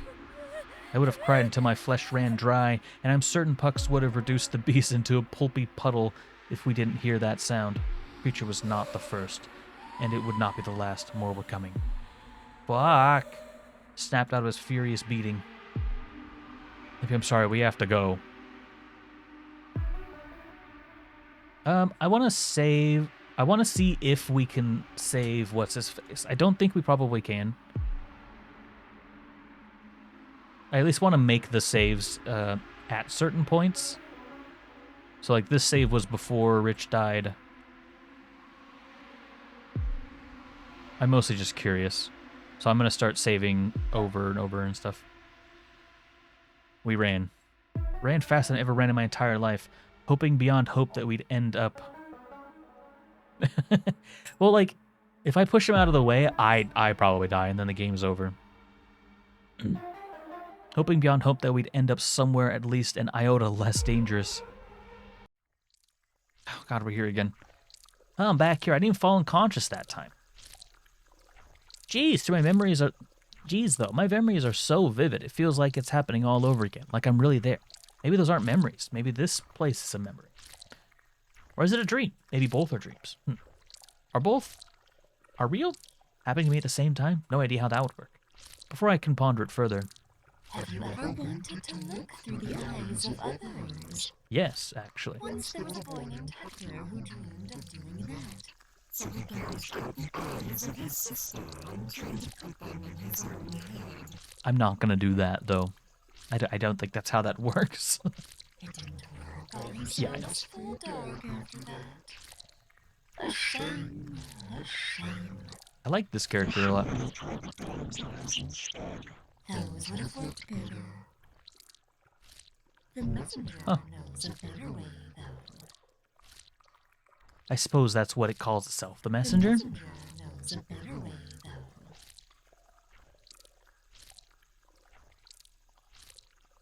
The messenger can share brain signals, the memories. They're not yours, but it'll share them with you. Then you can see, just like Hector wished he could since birth. So the thing is asking me if I want to see someone else's memories. Do you accept the offer? Okay, this one we need to save, that one... I mean, we haven't actually done anything yet, so that one's fine. Excellent, then you will see... The memories. They are not yours, but I'll share them with you. Then you can see. Rich tumbled down through the dark, raw... Whoa, hold on. Wild. Rich tumbled down through the dark maw. Lizzie's cries and the wailing of beasts faded into silence. Blackness followed him. He fell for what felt like a lifetime, his body being battered by walls of stone and cut by knives of rock. Rich was certain that this was all leading to a grand splat in which he would have his skull leaking brain juices of blood, a messy, unceremonious act. All that was... He's gonna regenerate. Yeah, that he was gonna heckin' die. To his surprise, he landed. Alive. Unconscious for a while, and probably with a few broken bones, but alive. Eventually he came to. Rich slowly rose to his feet, groaning a little. Where am I?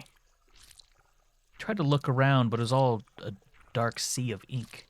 Where was Lizzie? Where was Poe? Pucks? How long was he unconscious? Lizzie? What?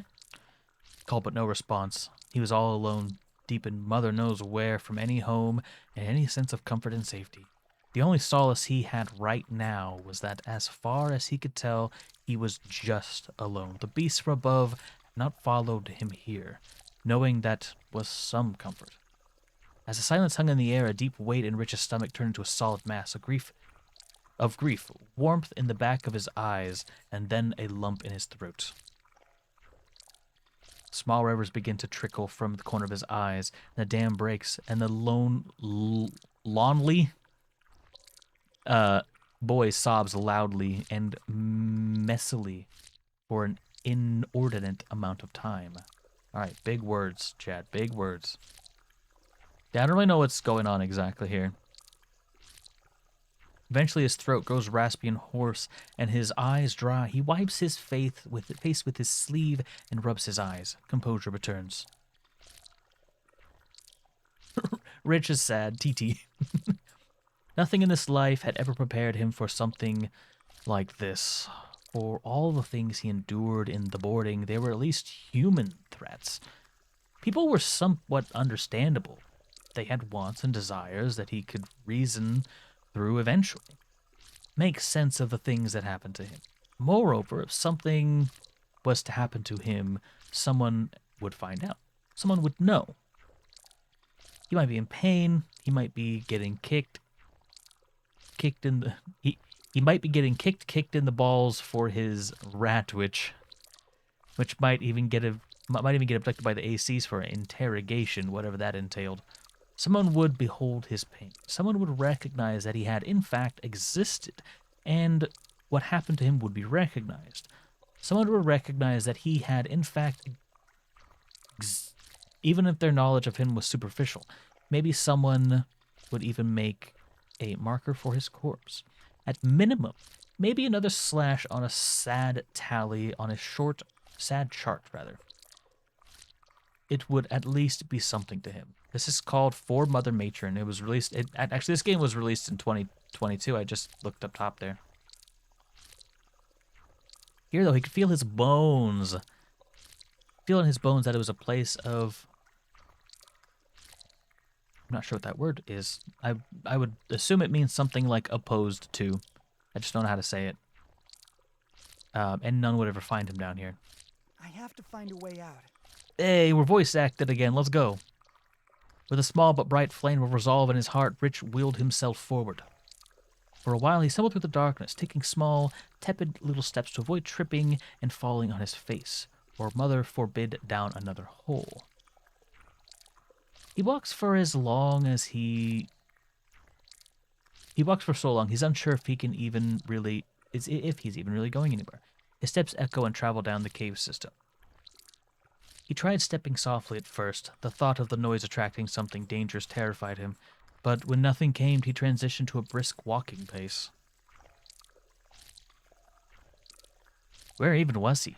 So much of the cave just looked like, well, cave. I mean, indistinguishable.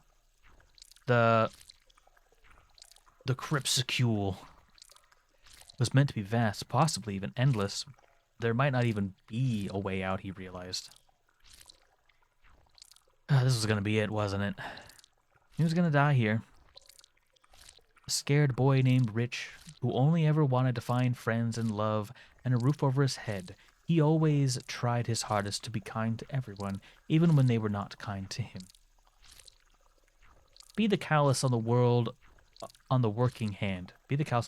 Become stronger through pain. Learn to be immovable. Learn to bear misery and pain without revenge, just as the mother taught. Learn to revel in suffering, so that it may never burn your soul. That was all the boy simply wished. He wanted to bear the pain of the world so that others may be happier.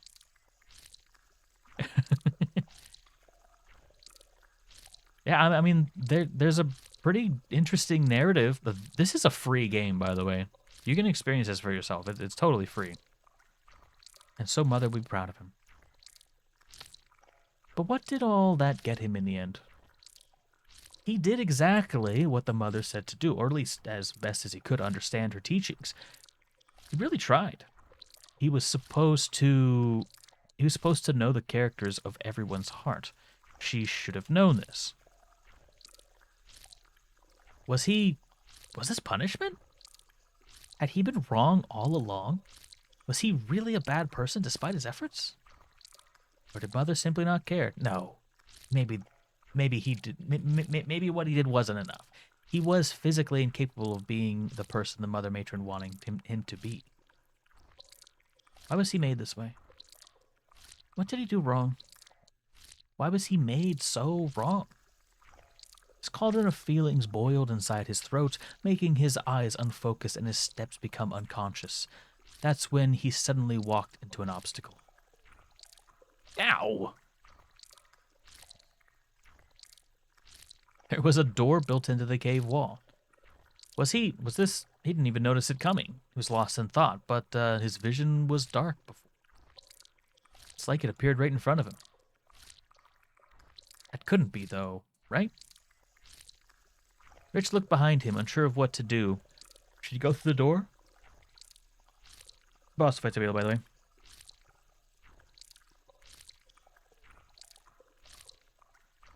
The pure, indiscernible blackness provided a compelling argument. It's not like he had any indication of where he was going anyways. Any direction was as good as any other, at least for now. Rich gently placed his hand on the door.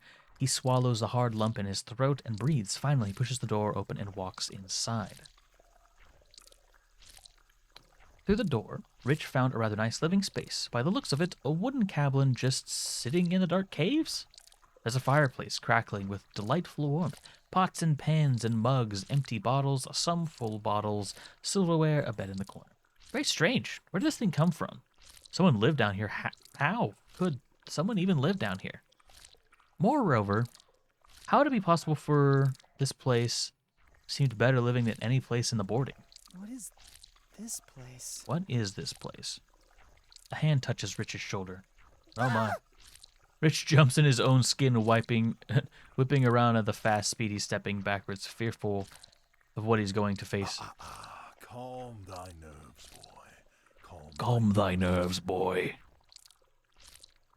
Before him was a man? I mean, shaped like a man, but with horrid leathery skin blotched with scabs and slight drizzles of pus. His clothes were rather fanciful to Rich's eyes. Never seen anything quite like it. However, the material was something Rich could not place. Something about it deeply unnerved him. Who are you? Me? Am I? Myself. Is that not obvious? I am myself. I mean, like, what's your name? What's in a name? Everything, I suppose. Momus. Very well. You may call me Momus. What is your name, boy? This man was a strange character, to be sure, but he seemed nice enough. My name is Rich. Rich, eh? Perhaps you can spare some coin. Hilarious. He laughs. I merely jest. I've no use for money in this place. Oh. Do you live here? Live? No. I merely exist here. Interesting.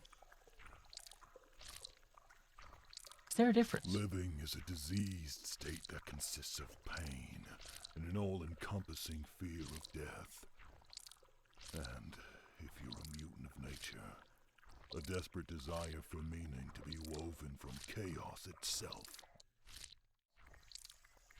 Can we maybe make the glopping sound a little bit quieter? The only things that can be born from chaos are tyrants and horrors incomprehensible.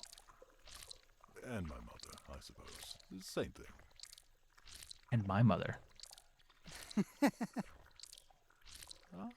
So the boy can smile. The boy can smile. Almost flashes what Rich assumes to be a smile at him. It's subtle on the mottled features of the man's bizarre face. Rich felt a little guilty for thinking these things. Judging someone based on their appearance wasn't something he was keen to do if he could help it. Anyways, such things are beyond me. I merely exist now. I stopped living ages ago. A pregnant silence hangs in the air. What does that even mean?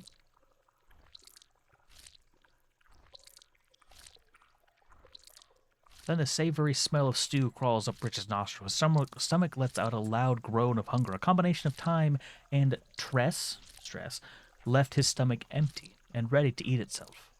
And so the stomach decrees the conversation over. Difficult to argue with the belly. It has no ears, after all. Supper? Supper? Alright, what are you gonna feed me?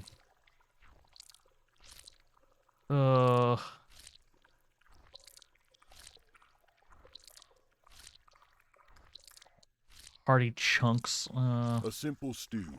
Warms the bones and heals the heart. Thy medicine, as a wise man once put it. Like, I feel like it's rude to ask, but I'd be like, hey, like, what kind of stew is this? Like, just curious. Sure. I guess I could eat. But also, I mean, if it smells good.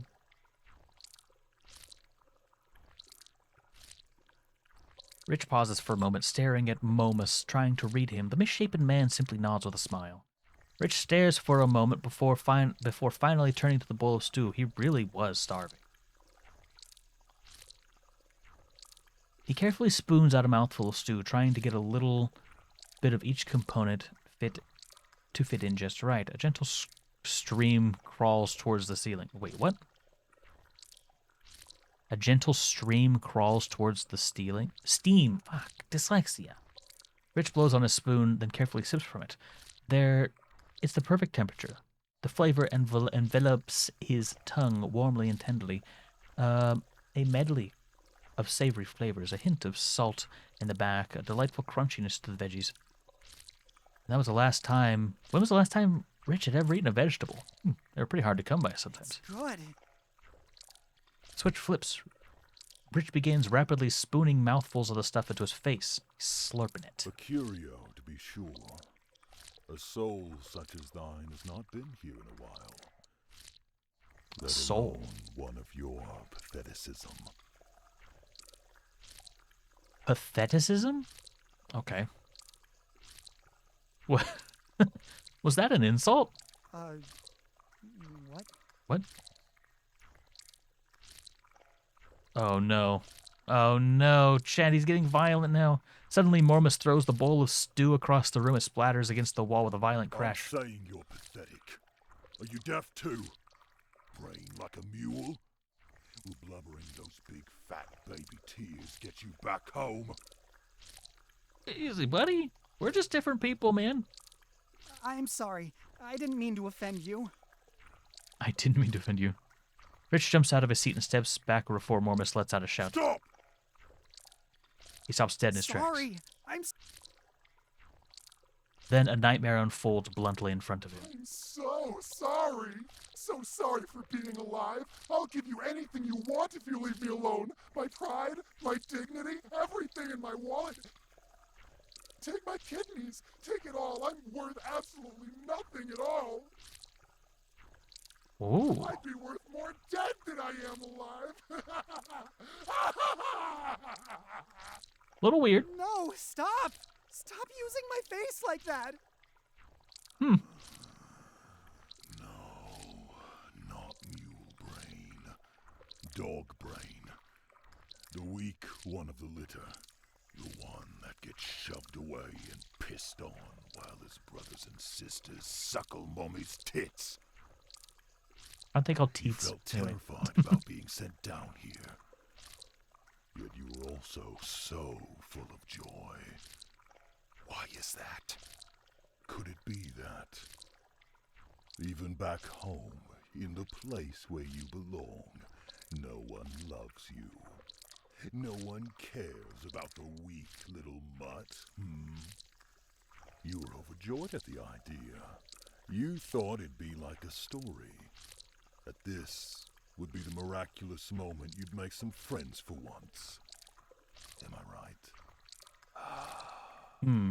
But your friends are gone, aren't they? They watched you fall down into the dark and didn't even bother to try and save you.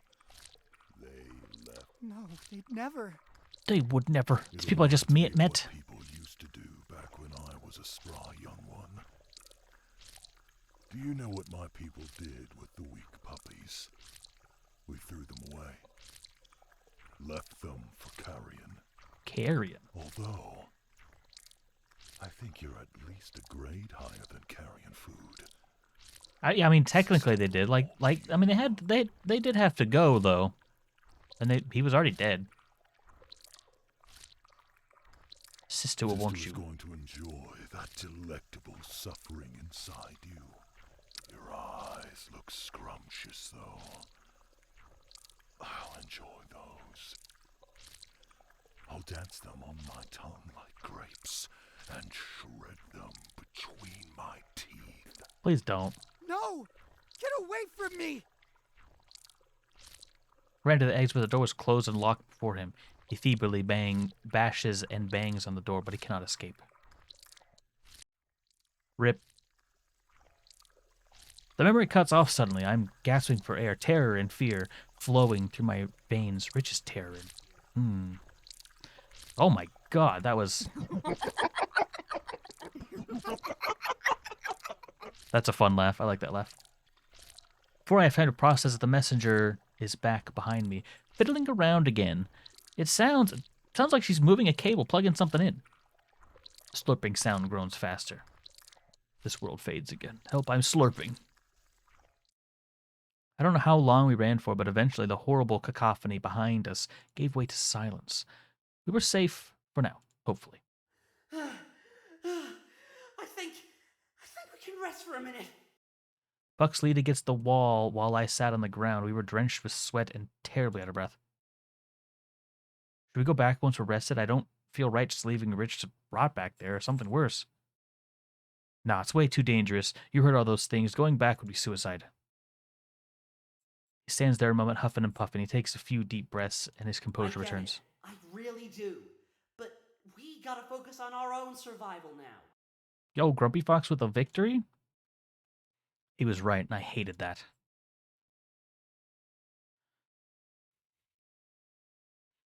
Those beasts were alert and awake now. If they hadn't been already, they'd likely be lying in wait for us. Taking one of them down was a nightmare in itself. Adding more to that equation didn't leave us with good odds. I decided that in the afterlife, if there was one, I'd have to apologize to him personally. After much wheezing and gasping for air, I got my bearings straight and looked around. I was too focused on catching my breath to notice just how dark the tunnel was. Where are we? You know about as well as I do. In other words, no idea. It's so dark. Do we have a light or anything? As a matter of fact, we do. What a smart boy. Pucks pulls out a flashlight from his pocket and clicks it on. I love how reliable you are. Wow. You're so reliable, Pucks. Yeah, well, I can count on you two morons to stock up properly. Oh, he blushed. I suppose not. Both laughed softly, then trailed off into silence. We're kind of awful, aren't we? Pucks looks at me with consideration. Something just died right in front of us, and somehow we're laughing already. What right do we have to feel any kind of joy in the face of all this? I started burning. The tears flowed, albeit less readily than before. I'd probably severely dehydrated myself already from crying earlier. This is terrible. Everything's terrible. I want to go home. I sobbed messily. I looked and sounded like a pathetic blubbering baby. It makes me wince now thinking about it. There wasn't anything to change there. I felt his hand pat my shoulder, and he turned his head. I turned my head to look at his face, which was barely illuminated by the periphery of the flashlight. I'm not gonna pretend everything is okay. It's not. None of this is. But it's the situation we're in.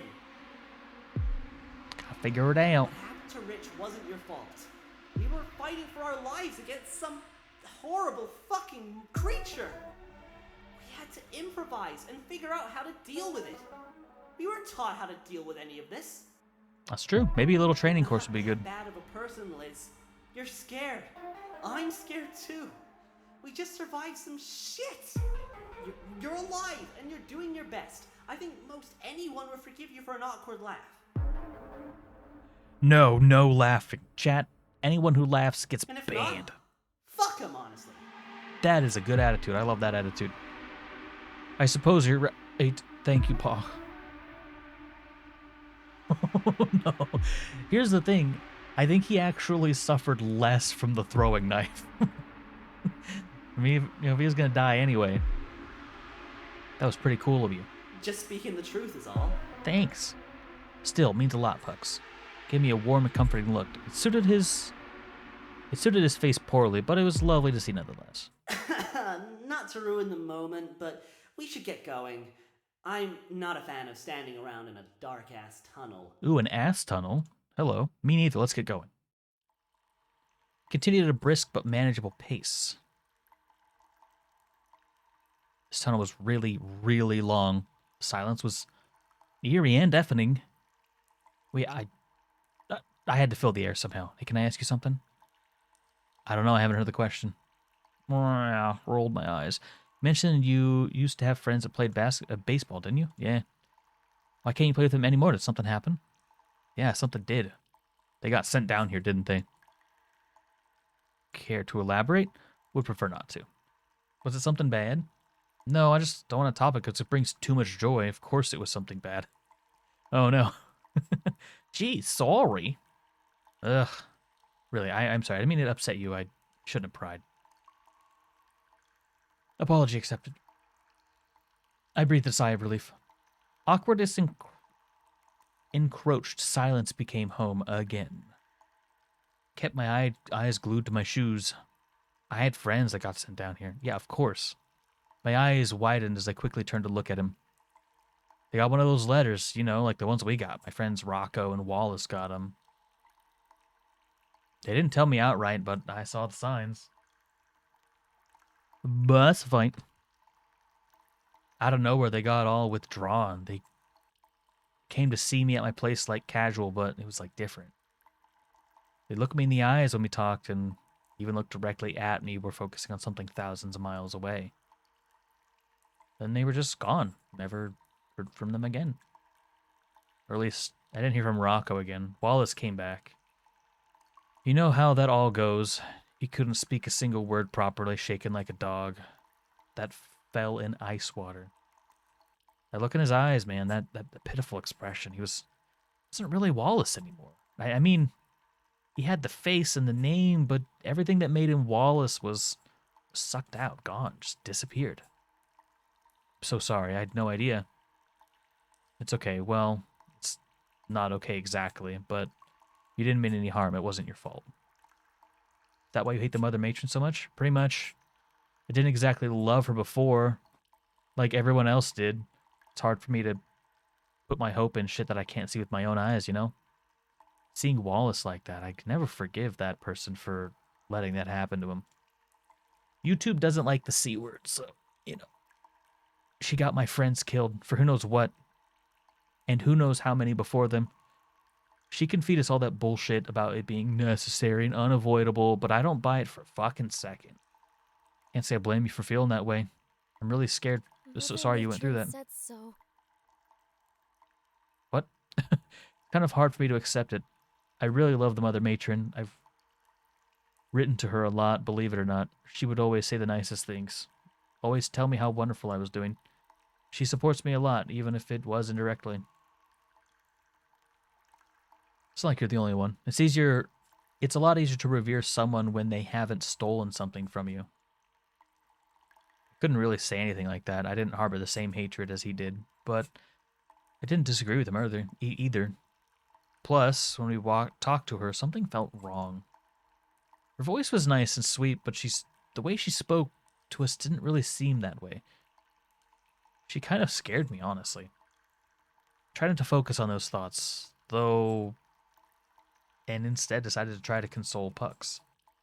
I thought about giving him a hug, but that felt like something he'd find patronizing. I settled for a gentle pat on his shoulder. I know we only recently met, but for the time being here, we're the only two people we can rely on. So I don't know if there's anything I can do to help, but please let me know. Thanks, that means a lot. We have more important things to worry about. We need to keep our focus. I understand. Just don't forget, okay?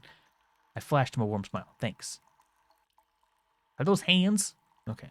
Made our way through the dark tunnel armed with a flashlight that did not light nearly as much as we would have liked it to. tunnel led us to a massive open cave and the sound of rushing water. Path led...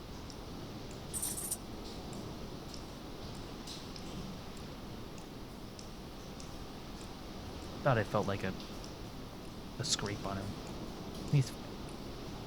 Path led from the crag of rock where we were standing on through the water to a center island. From there, 3 paths in 3 different directions could be discerned. Each path seemed to lead to the same spot. However, a dimly lit, brick-laden hallway is probably the way forward. What makes you say that? There's a sign, look. Oh, so there is. An arrow pointing towards the hallway. A message, though. Is that blood? It smells like rust. It just might be. Oh, that's awful.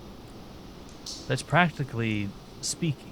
But it is, but practically speaking, it means that someone else was here. Someone had to write the sign, so they even tried to mimic the matron's symbol. Maybe they left to help future surveyors. Maybe they're losing their minds in the process, or maybe there was some kind of meaning to it. Fuck, I don't know. I'll be right back. I'm also gonna let the boy out. Alright, Burb.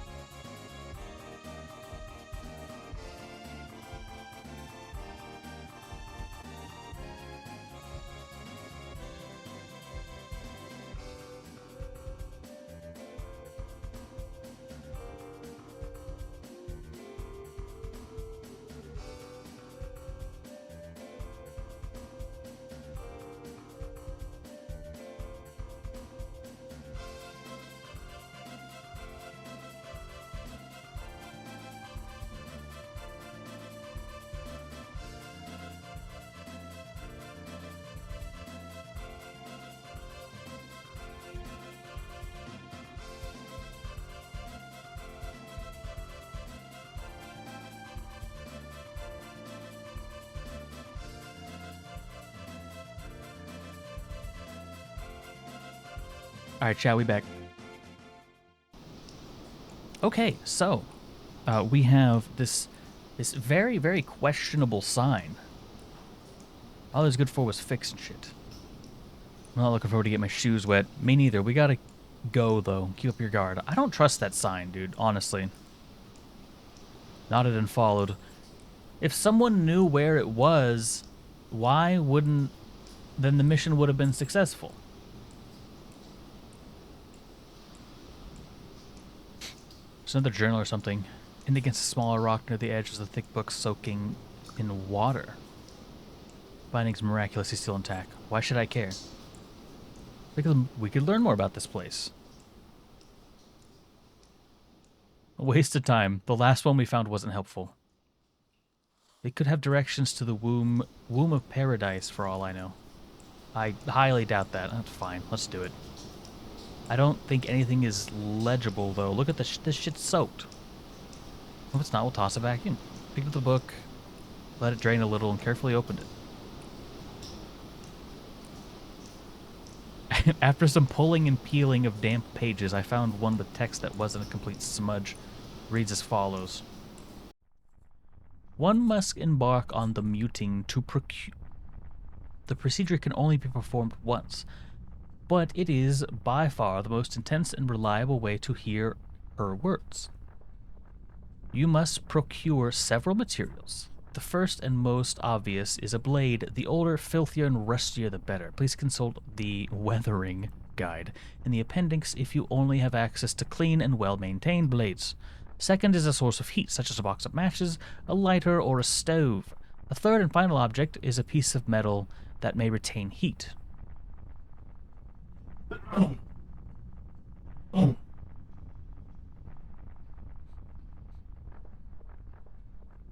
But it cannot be your blade. It has to be a separate item entirely. Like a bat. Okay, cool. So they gave us all the stuff to do this weird thing. Yikes. Once prepared, need assistance from a comrade as resistive tendencies. May also need to be restrained so you do not harm whoever is assisting you. After being properly restrained, use one hand to stretch the tongue taut, a cloth, or keep grip. Using the blade sawing motion, do not stop.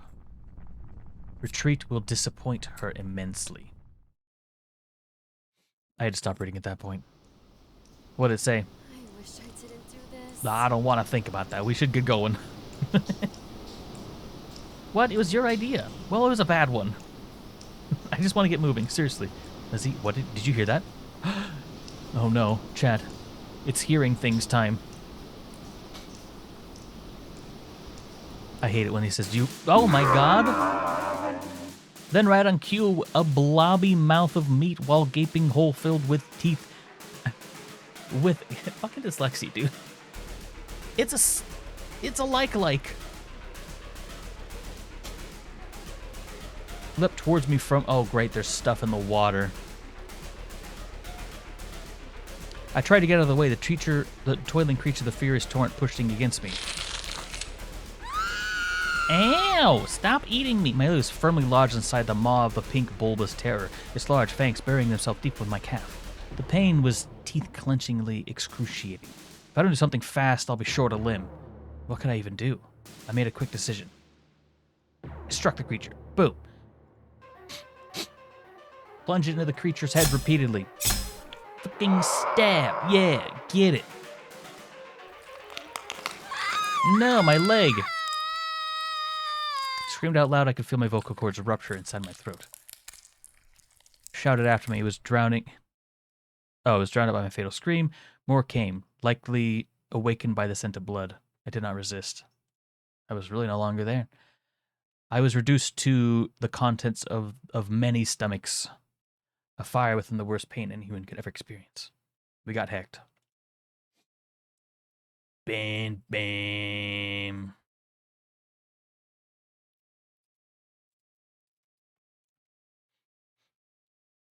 Well, well, well. What did you hear? Shove the creature away.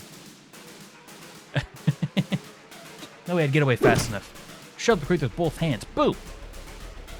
Felt like I'd smacked a deflated baseball bat that was made of skin. Boom! Get out of here! Puck shouts from behind. One of them's got my fucking leg! Smaller pink mass. I turned to find Puck's with a similar pink mass sticking off his leg. The water turned increasingly red as Puck struggled. I'm coming over. I sloshed my way to Puck's, acid burning my legs, muscles, and muscle pains ached my abdomen. I had to get to Puck's. I couldn't lose another friend. Finally, I reached him. The bobbly beast was biting down on Puck's lower leg. Blood was jetting out everywhere. If I didn't get him off from sand, he would have his leg ripped off and eaten. I racked my brain. What could I do? You let go if I kill it. Take this. Ah. Oh no. The disturbing sound of breaking bones and pulverizing flesh rung out. It fell backwards, the creature having severed his leg with its horrible fangs.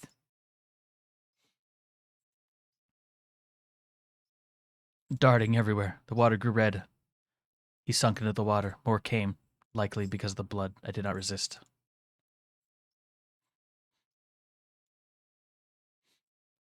They just don't like being... Fuck. God damn it. I just saved over it with the fucked file. I guess we're going back here.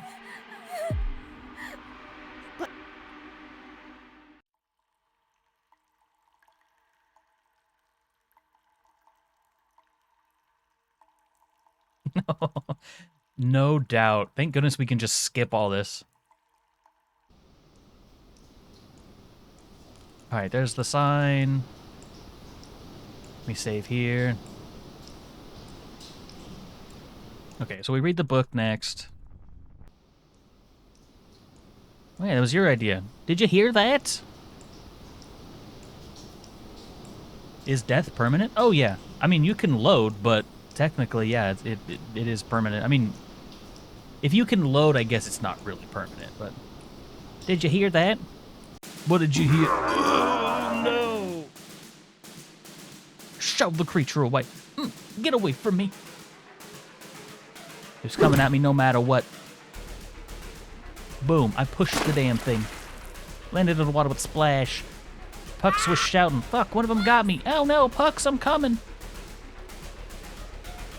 I refuse to let it happen. He's chomping. Look out, he's fucking chomping.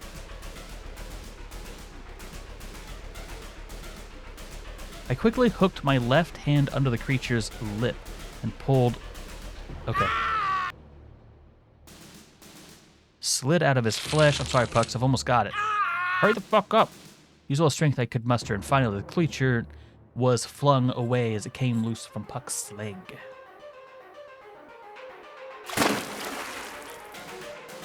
Ugh. I think, fuck, goddamn, that hurts. Still hurts. Fuck. You all right? This hurts pretty bad. At the very least, I don't feel like my leg is being dissolved. The thing doesn't have that acid spit the other one had.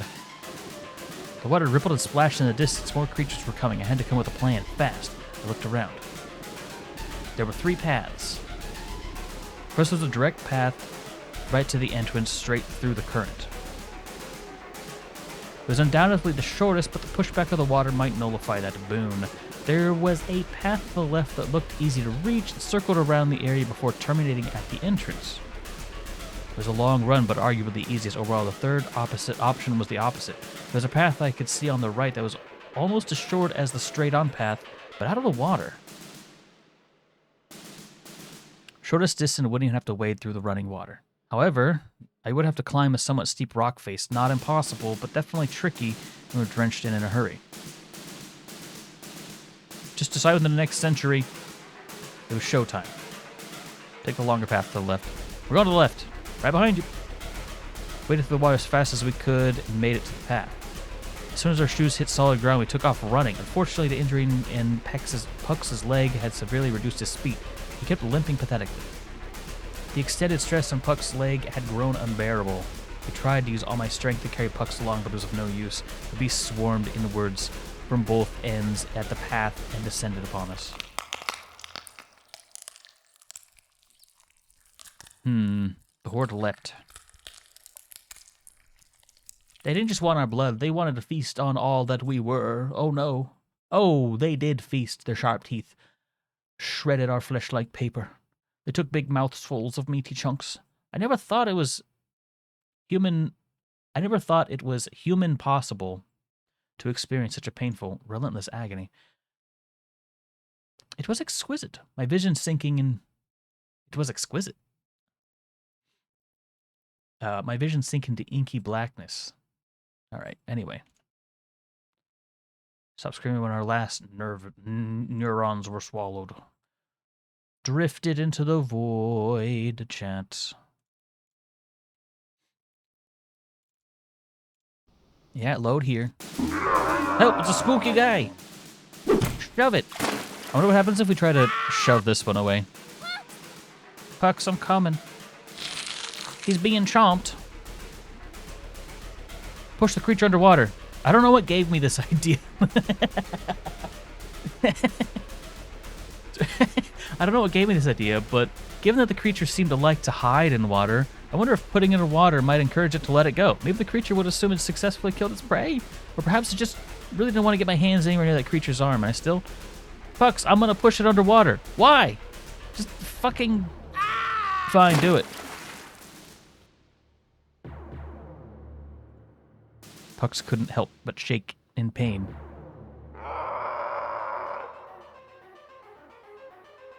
Oh shit, it worked. Wait, they can drown? As quick as I can help pull it, Are you alright? Okay. I'm okay.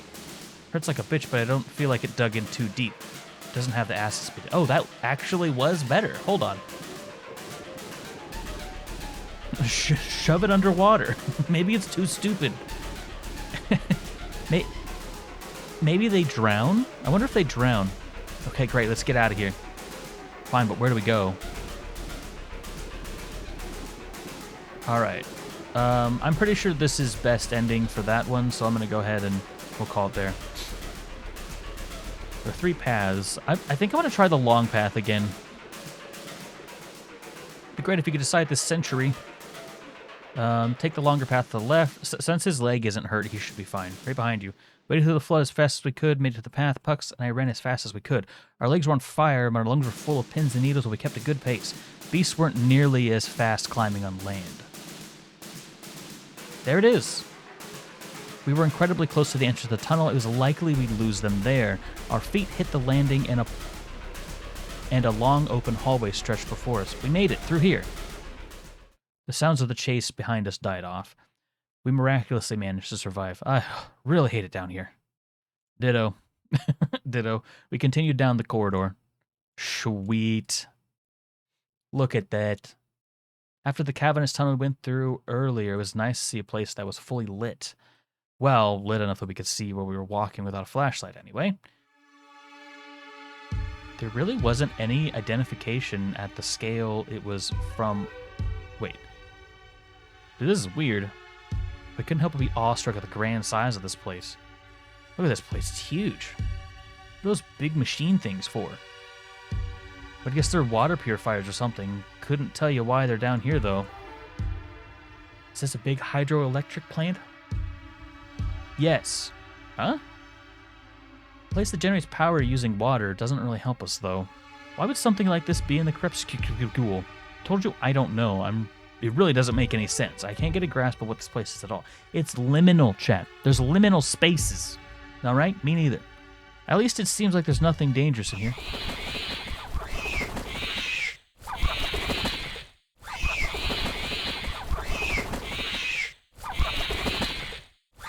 Me and my big fat mouth. 3rd time's a charm, I suppose. Ew! Ew! Ew! Shit, there's a ton of them. We gotta move now. But where can we run? Scan the room quickly. Up there's a room on the 2nd floor. Where? I can't see from here. There's no time. We have to move now. But trust me, you'll find it when we're up there. How does that make any sense? We should split the swarm. Pick a direction, left or right. I'll take whichever one you don't. We'll meet up there, okay? When did I go left? I'll take the left. Got it. Calling some of the creatures to follow it. The direction heads towards the black where a monolith pipes. There is a small, narrow set of stairs. Ew! Rather troublesome when one of the creatures flies right near them, effectively with no room to slip past. I glance in the other direction, considering finding another route, but another one is quickly approaching from behind me. Ah, this isn't good. No, you can't do this, Lizzie. You've made it this far. Do what you've done before. Think smart, act fast. Or just go with your gut and pray it works out. I'm not entirely sure how much of which I've been doing up until now. None of this has really felt real thus far. What am I doing? Talk myself to do something now, but what?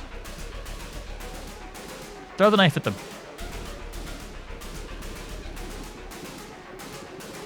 No, it fucking crashed. It legitimately said, stop throwing the knife, okay? Knock it off with this knife bullshit. You... Alright, well, let's, just as it was getting intense, too. What if it crashed because fucking Rich wasn't around to kill? What are the odds? I see you didn't learn before. We'll teach you again. Another terrible noise. Oh no! Noises! Oh shit! There's a heckin' lot of them. Go left. I'll take the left. You got it, I'll head the other way. This is a really loud area, by the way. Pucks tore off in the direction. There's one in the front, one in the back. Made it this far. Stabbed one in front. Ready my knife and plunge it towards the creature in front of me. Plunges inside with a satisfying sound, just as the spikes from one behind impale me. Fuck. In an instant, I was descended upon, needles of bone puncturing my body, slurping blood down like juice. The pain was unbelievable. Death was a great relief when it eventually came. God damn it.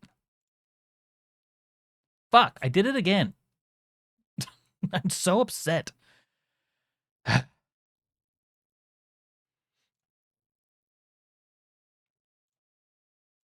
Oh, this is so far back, chat.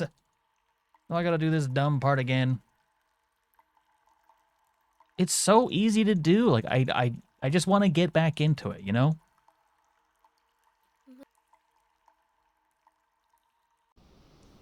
I mean, it could be worse, right? Save, yes. Just in case I should end up fucking about again.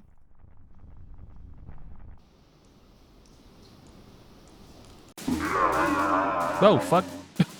That was close.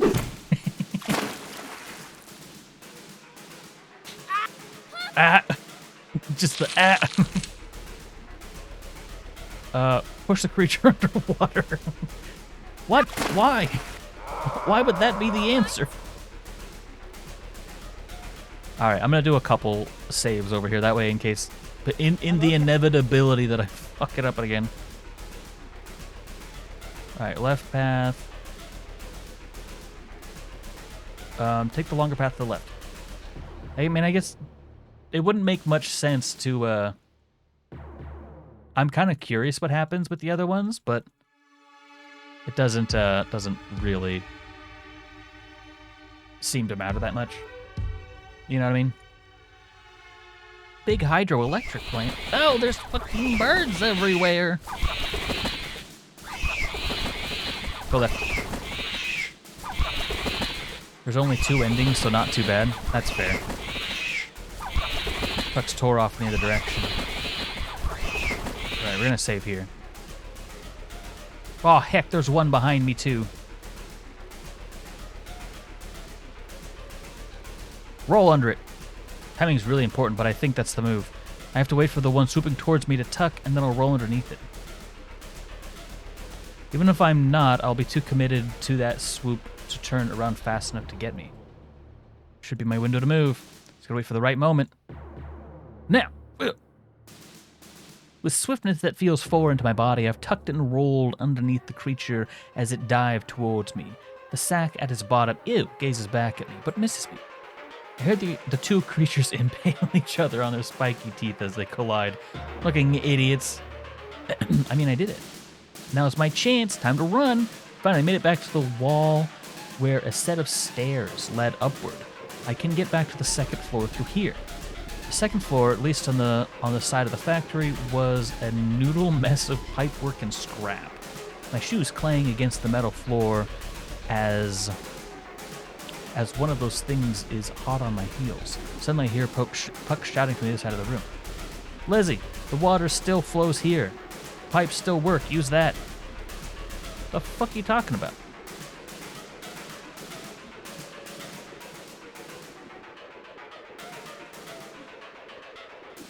What's he talking about?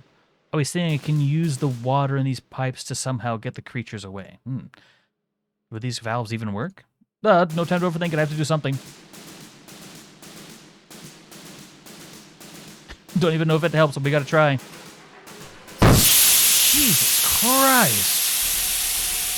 Whew. A jet of hot steam erupts and burns the creature. Well, that was loud. Oh my god, that was loud.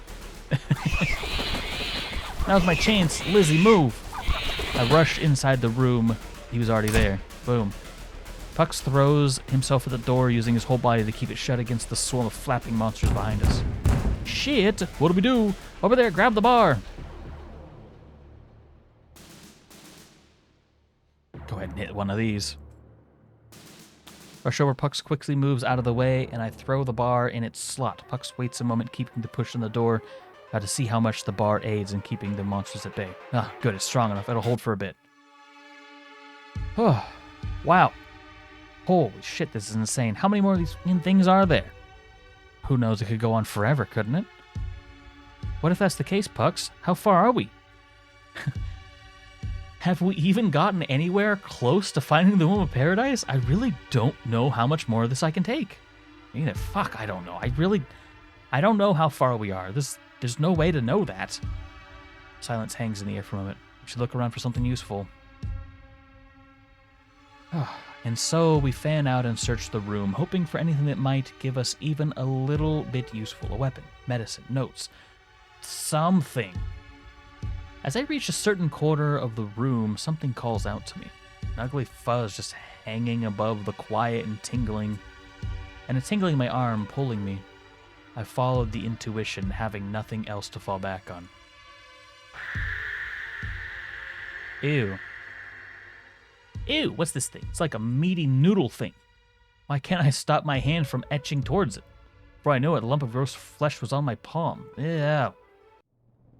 Time to go back to the other world, chat. You're doing great, Lore. I can see the head. Oh god, I'm giving birth. Can we not, please? Keep pushing. Darmus, welcome to the stream. How's it going, my guy? We're doing a visual novel because I wanted to show off my dyslexia. Anyway, the woman with the tiny human being inside of her screams. That's good. There's her shoulders. One more push, Lore. Lore. The one with the living creature inside of her abdomen wails as she's feeling the sensation of being twisted and pulled from inside out. Well, that is what happens. Finally, the pressure There rests. she is. There she is. Your beautiful baby girl, Loretta. Lore? Why are you calling me Lore? Anyway, the doctor holds the baby up triumphantly. I imagine that happened. Boss fight, by the way. Push my boss if you want to hop in. It's cold in this room. Sudden, anyway, the little thing squirms and wriggles and cries, covered in goop. Flesh cable extends from its stomach to underneath the sheet around the woman's legs. It's the dearest, most sweetest thing Loretta has ever seen in her life. An unexpected, bewildering sensation of love burns in her chest. It's inexplicable and foreign to her, almost frightening. The doctor cuts the umbilical cord and admires the babe one last time. Just look at her. Nurse? A masked nurse comes and takes the baby from the doctor's hands, swaddling it in a towel. Thank you, nurse. Time of delivery, 4:27 p.m. Oh, so close to funny. Almost hilarious. Then the nurse leaves with the baby? What are you doing? Where are you taking my baby? Well...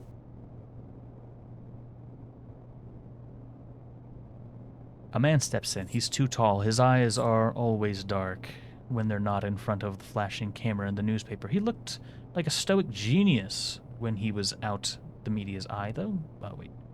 When he was out of the media's eye, though, something deeply wrong with his skin, too. Was it always like that? Gave Loretta chills in her spine. She never was comfortable with the overseer and proprietor of the Nexus for the lost and destitute. Bizarrely, while his words were understandable, they came out in a rasp of unintelligible phenomes. It's okay, Loretta. Nothing to worry about. Your baby will be fine.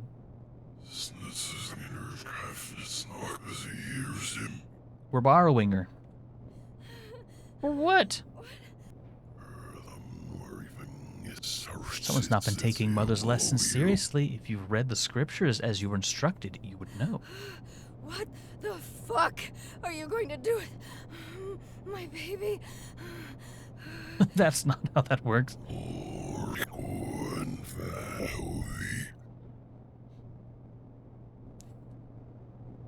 Don't trust baby to Satan. I don't know if he's got a choice. To Mother's boarding, where all grandchildren belong. What are you talking about? What does any of that mean? Man frowns and turns away. No teaching the willfully ignorant with words, I suppose. A shame. I think your journey to recovery would have been far more successful. Give me back my baby! He returns his gaze to her. The darkness where his eyes were meant to be glared at her with unbridled ferocity. I don't think so. Your child has a grand purpose to serve, just as all other children born here. If you don't give me back my baby, I'm gonna fucking kill you! Mother's always breaking into hysterics, Wilson. You know what to do. What the? Let go of me! I'm sorry, Loretta. Really. I'm going to... Back to the dream. Lizzie, snap the fuck out of it. He slaps me lightly on the cheek. Stop. Stop.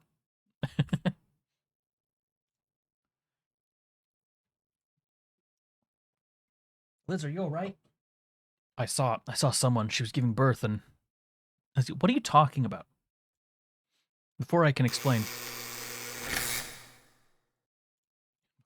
Here's a noise once. Do you feel that? What? I'm feeling sleepy. What are you talking about? Something about the sound. It switched a flip in me. I suddenly felt extremely exhausted. My eyes struggling to stay open. Pucks. Horrible man appears before me, just as if he just grew out of the floor. He stares at me a moment, then slowly waves his hand at me while glaring, unblinking. Who the fuck are you? My legs start to wobble and my eyes barely staying open. I fall backwards. Lizzie. He shouted at me. He shouted for me. It didn't matter. I fell unconscious right on the spot. Back here again, huh? All now, don't you? Where the wind blows, where the birds are flying, where the blood is pouring, where the flies will be buzzing. Could you have done anything at all? Could you have changed the arrow of the compass? Probably. Who can say? Who can say? All I know is that it's waiting for you. The womb of paradise is open, calling you to come home. Will you go, Lizzie? Will you go, soul behind the glass? You should. It's warm and inviting, wet and vast. All the children of men could return if they want. I mean, obviously, this womb of paradise thing is not good. Before I have time to process it, the messenger is back behind me, fiddling around again. It sounds like he's moving a cable, plugging something in. The slurping sound grows faster, and the world fades again. Slurping. Bah. Ugh, fuck's sake. Wakefulness again, or before, technically, since this is a memory. Where am I? I was back at the monolith in front of the matron's chamber. I don't remember how I got here. Was I carried? Teleported? Was the nightmare I just went through all a bad dream? God, I had hoped so. Hello? Where'd that buzzing come from? Did I hear something unlock here too? I look at the door. Was I being instructed to go in? I resolved to check.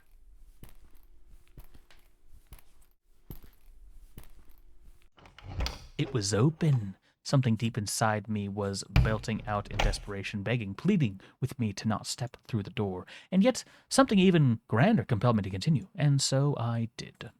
Look, it's the mother. Yes. Fucking Gygus be like. My eyes struggled to truly take in the sight before me.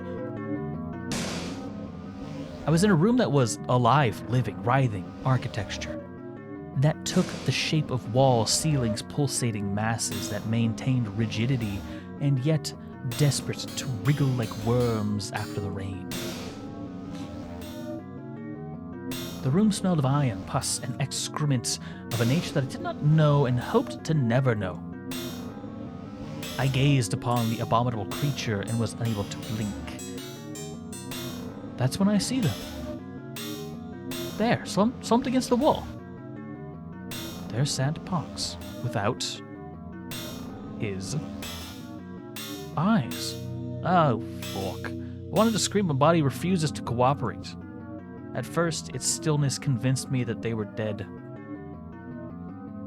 He was just there lying against the wall, body limp, mouth slack, with dried spittle in the corner, and yet his chest was slowly expanding and contracting. He was still breathing. I hesitate to say that they were alive, but their bodies still functioned. I reached my hand to touch his shoulder. He jolts upright and lets out a yelp, his mouth open for a moment. I saw there was no tongue. Can he even tell that I'm here? My dear child. Ugh, fuck this bitch You again. finally arrived. That part of that was just disgusting noise. Wait, what? That part of that was just disgusting noise, and yet I understood. Oh, okay, I see.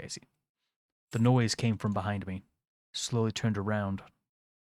I knew that what sat on my back was something so dreadful that ignorance just seemed like paradise. As I finally turned around, my eyes truly saw for the first time a glimpse of the true reality which existed confidently in stark contrast to my perception of it. Ew. It's gross. In front of me, at the center of the room of flesh, stood an abhorrent, towering thing of meat with horrible, spindly appendages. It looks a lot like a Skulltroll, a little bit. Crimson black eyes that made my soul feel puny. That's exactly what I was thinking. Your tongue. What feeling does the sight of your progenitor inspire inside you? Disgust. Who are you? You know the answer to that question. Mad that this thing doesn't faze me. Yeah, I mean, it is whatever. I did, actually. I just did not want to say it and make it real. You're the mother matron, aren't you? Correct. You always were clever. The nightmare leans that wrinkled max, approximating a head towards me. Its eyes squinting at me, a sickly warm air flows and disappears in bursts in front of me, though from what orifice I do not know. Is it smelling me? Is disgusting. Oh, confusion. There are no mouths on the beast, but I can almost sense a smile forming somewhere in what should be its incomprehensible expression. And delectable terror. Now, here we go again. It's dripping from wrinkled jelly inside your skull. It wants my skull, Chet. Rattling around inside your skull. Run away! Run away from the horrid monster! You throw yourself into a pit of acid, raisins and salt if it meant you'd escape me. It's delightful. Decadent. I take tepid steps back from the thing. I clutch my hands tight together in a futile attempt to quell their trembling. What are you? You know that answer as well. Damn it. Though you're unable to put it into words, allow me. I was there when Mother and Father Darkness gave birth to the sun. I am the substance of the dark. The razors at the edge that motivate you to see fire in the sunlight. Okay. Without me, happiness and joy would be meaningless. your kind are quick to forget, quick to shun everything I am. I will teach you all the truth. I am inescapable. That's a fun voice. I will be there. Crack open your skull, and I'll be there. Crawling up the walls, sucking on the milk of your misery. Licking your brain until the silence comes, and all that you are has gone dark. Rich might be over here, I don't know. I hated everything I was hearing, everything I was seeing. I had to do something. I had to move. Get out now. I had to do something.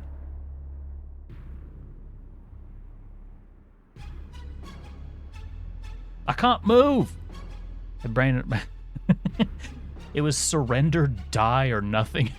My brain and heart are screaming to move. Nothing happens. Oh, what's the matter? Can't seem to move. I was screaming my body, telling literally do anything. Safe. Body begins to tremble. Oh no!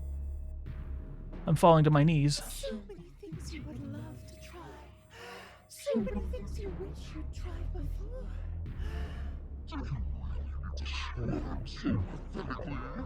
Is that all you little vermin can do when grief and misery overwhelms you? I struggled, screamed, pleaded with the unseen powers that could deliver me from Mother Matron's clutches.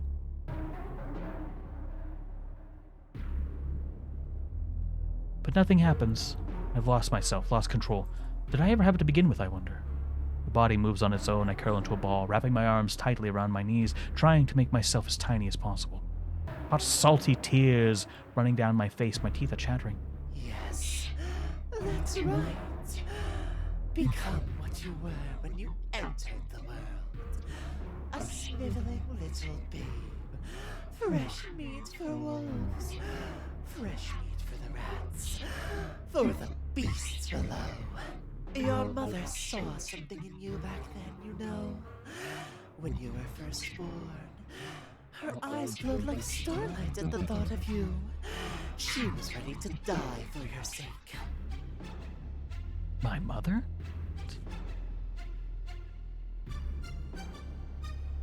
I had to be born somehow. How did my life even start here? Pause. And she did. Would you like to know how? Is this information I really need to know? I feel like the answer is something that I'll never be able to unhear, no matter how desperately I would like to. Might be the worst thing anyone could ever say to me. Does my curiosity overwhelm my trepidation? Yes. I threw her to the ground and peeled the skin off her body into thin strips, layer by layer.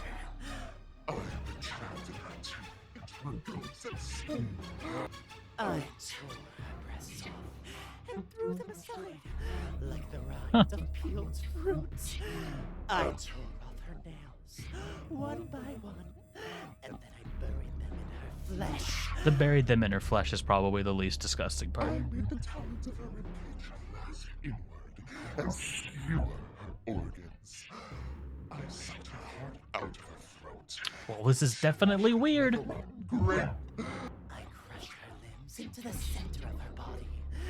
The bones cracked and splintered, and marrow and blood and juices splashed all over the room.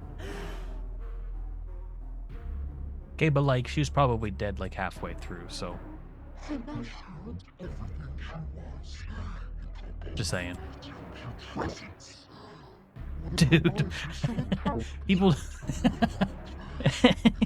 Viewers are looking kind of sparse at this moment. They're just like, I don't fucking need to hear this. I don't know about this. Well, we're here now. We may as well finish it. Boss fight's available, by the way.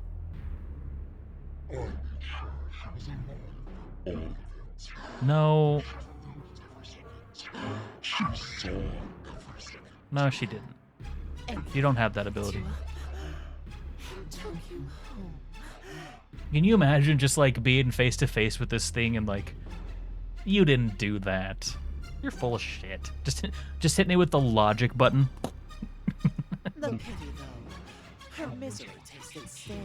Wasn't worth. All right, let's get on with this. Come on. Always smelled delicious. Always had the most savory aroma. Cattle? What? Have you not realized? You and your siblings are nothing more than sustenance.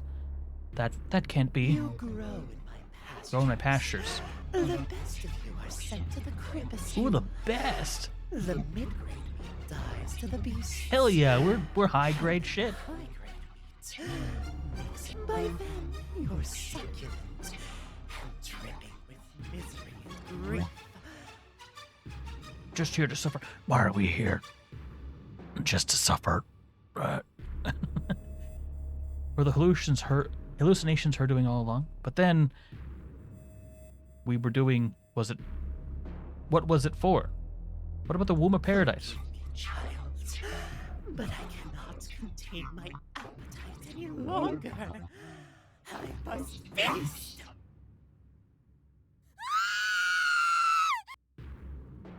The mother embraced me.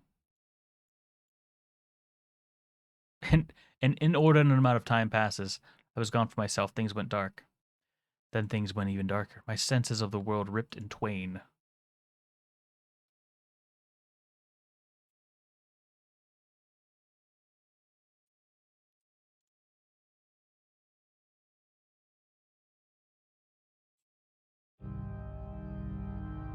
And then back again, all in an instant. From the dark that has come a new world, even slimier and bloody than the one I left. A massive chamber of red flesh marbled with fat and cartilage. Illuminated faintly by light that seems to be penetrating the membrane of the outside, the ground is puddled with saliva and stomach acid and ammonic fluid. I feel a spectator now, separate from my own body, bearing witness to a different person, in a different place, suffering a horrible fate I'd wished upon no one. But the body is me, unmistakably so, standing there, dumbly staring at the bizarre place. Then, descending upon the puckered hole. Descending from a puckered hole in the ceiling came a monstrosity even worse than the last. Something in my core has me convinced that if the mother matron were to have anything resembling a true physical form,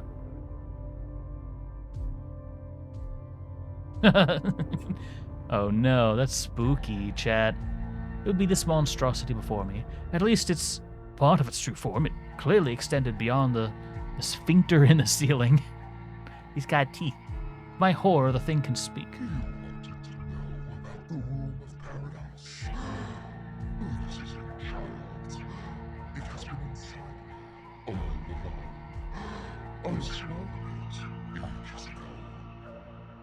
Swallowed it ages ago?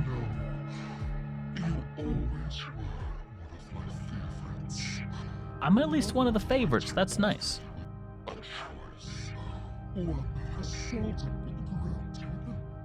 Hold up. Well, hold up.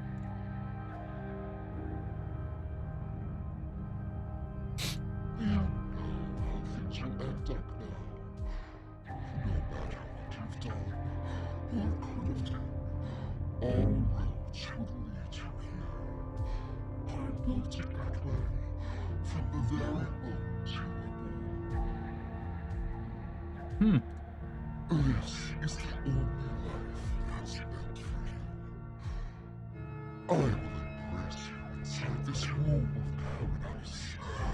You will join your other siblings, resting inside my walls, as I drain the body of the essences of suffering that are flowing inside you. Our goal from the start, surely. I can undo it all. The womb of paradise is a special place. It can birth new worlds. Interesting. Tear apart old ones.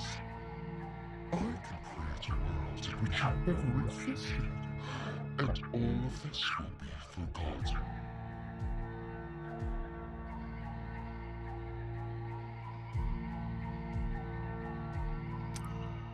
Interesting. The one behind the glass never forgot. But you, all the pain you felt until now, that would feel from this moment forward. Doesn't yeah, it doesn't solve anything at all. The sweet suffering of the whole existence will be yours, and yours alone. My existence was always meant to be suffering eternally, just for this horrible creature in front of me, and if I am to trust its words, then my efforts to live happy were futile. My efforts to fight back and escape were meaningless in the face of a god of misery that engineered the world from the start just for this, just so that it could have a lunch of my miserable brain.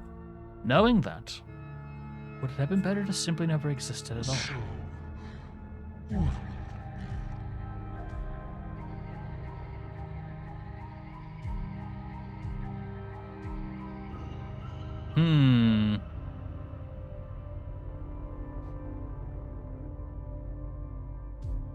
Live with misery for eternity? Bro, I'm getting erased, chat. I'm going the erased place. Long agonizing silence. Embraced, yeah. She simply begins to laugh. And then unconsciousness. And that's where the memories run dry. After that, I found myself here, confused and forgetting everything. If time still works how I'm used to, I'm in the present tense somehow. After things went dark, I ended up in this room. No. It's not just a room.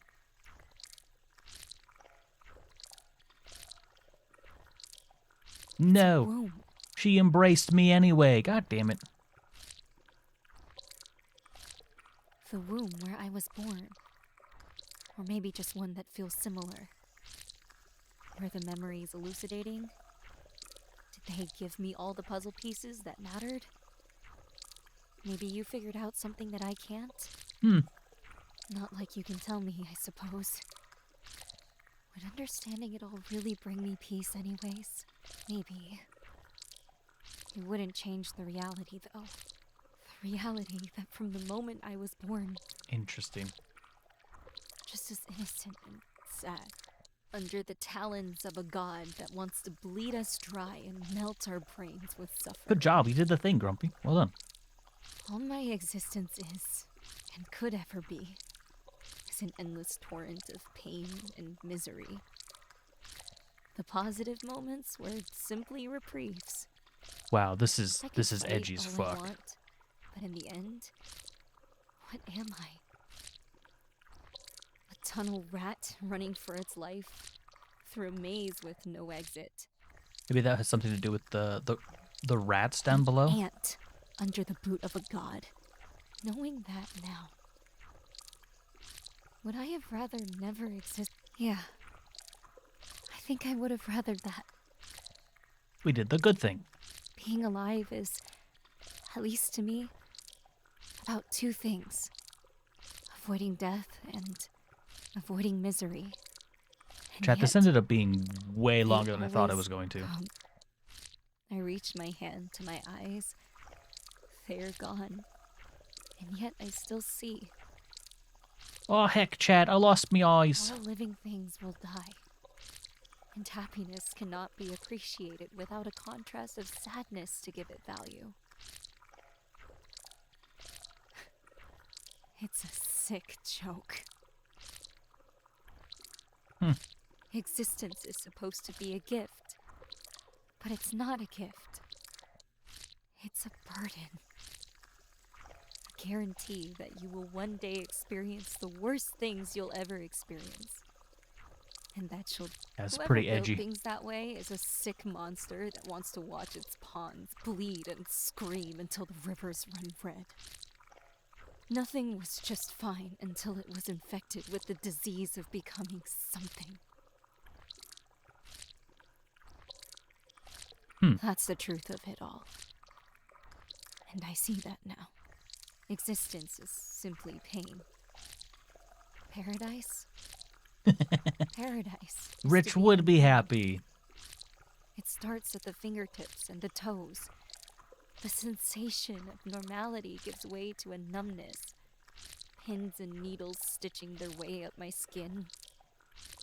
The feeling of falling asleep on my arms or legs, but slowly forming everywhere at once. Everywhere all at once. The numbness gives way to the feeling of flame cleansing the flesh.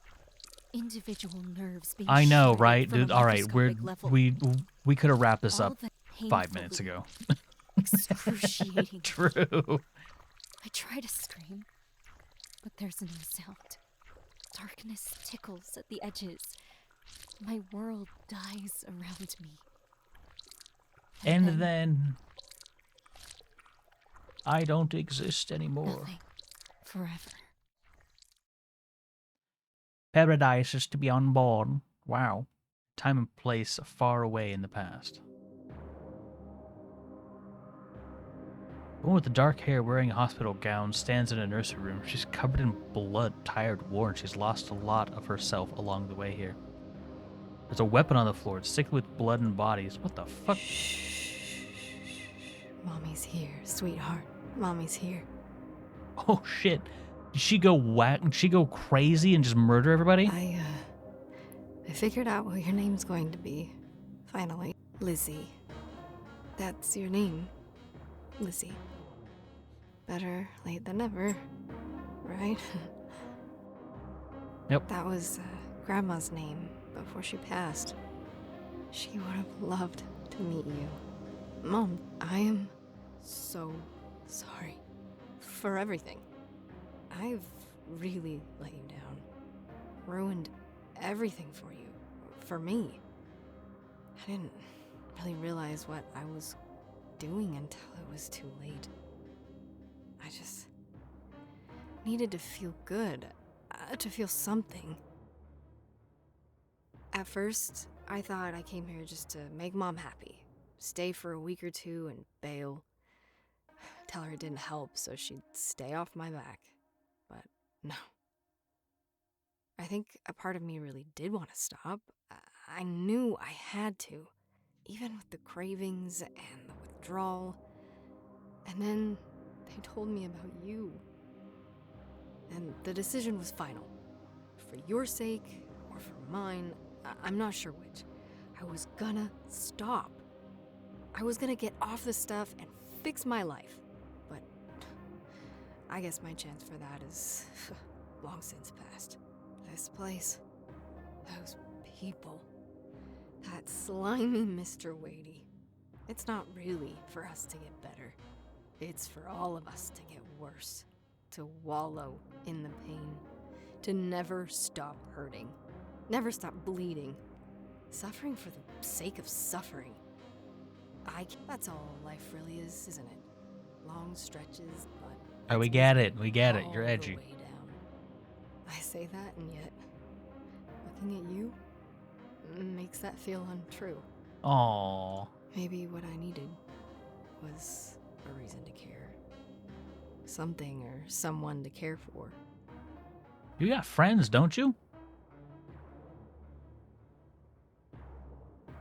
Your own mother wasn't enough, she thought to herself. Suddenly having a baby makes you want to be a good person. She wasn't entirely sure of the motivations herself. No, that actually makes perfect sense. Like, our brains are fucking wired that way, dude. Feeling she had now. Responsibility to care for the human being that didn't choose to be made. The one that had to be made to exist and suffer the consequences. She would change things now. She would do whatever she could to right every wrong. She'll do that for her sweet mother and her daughter and herself. Misery be damned. I'm not done trying. You're in danger, and I'm getting you out of here. You're going home, Lizzie, with Mommy. Suddenly. Uh-oh.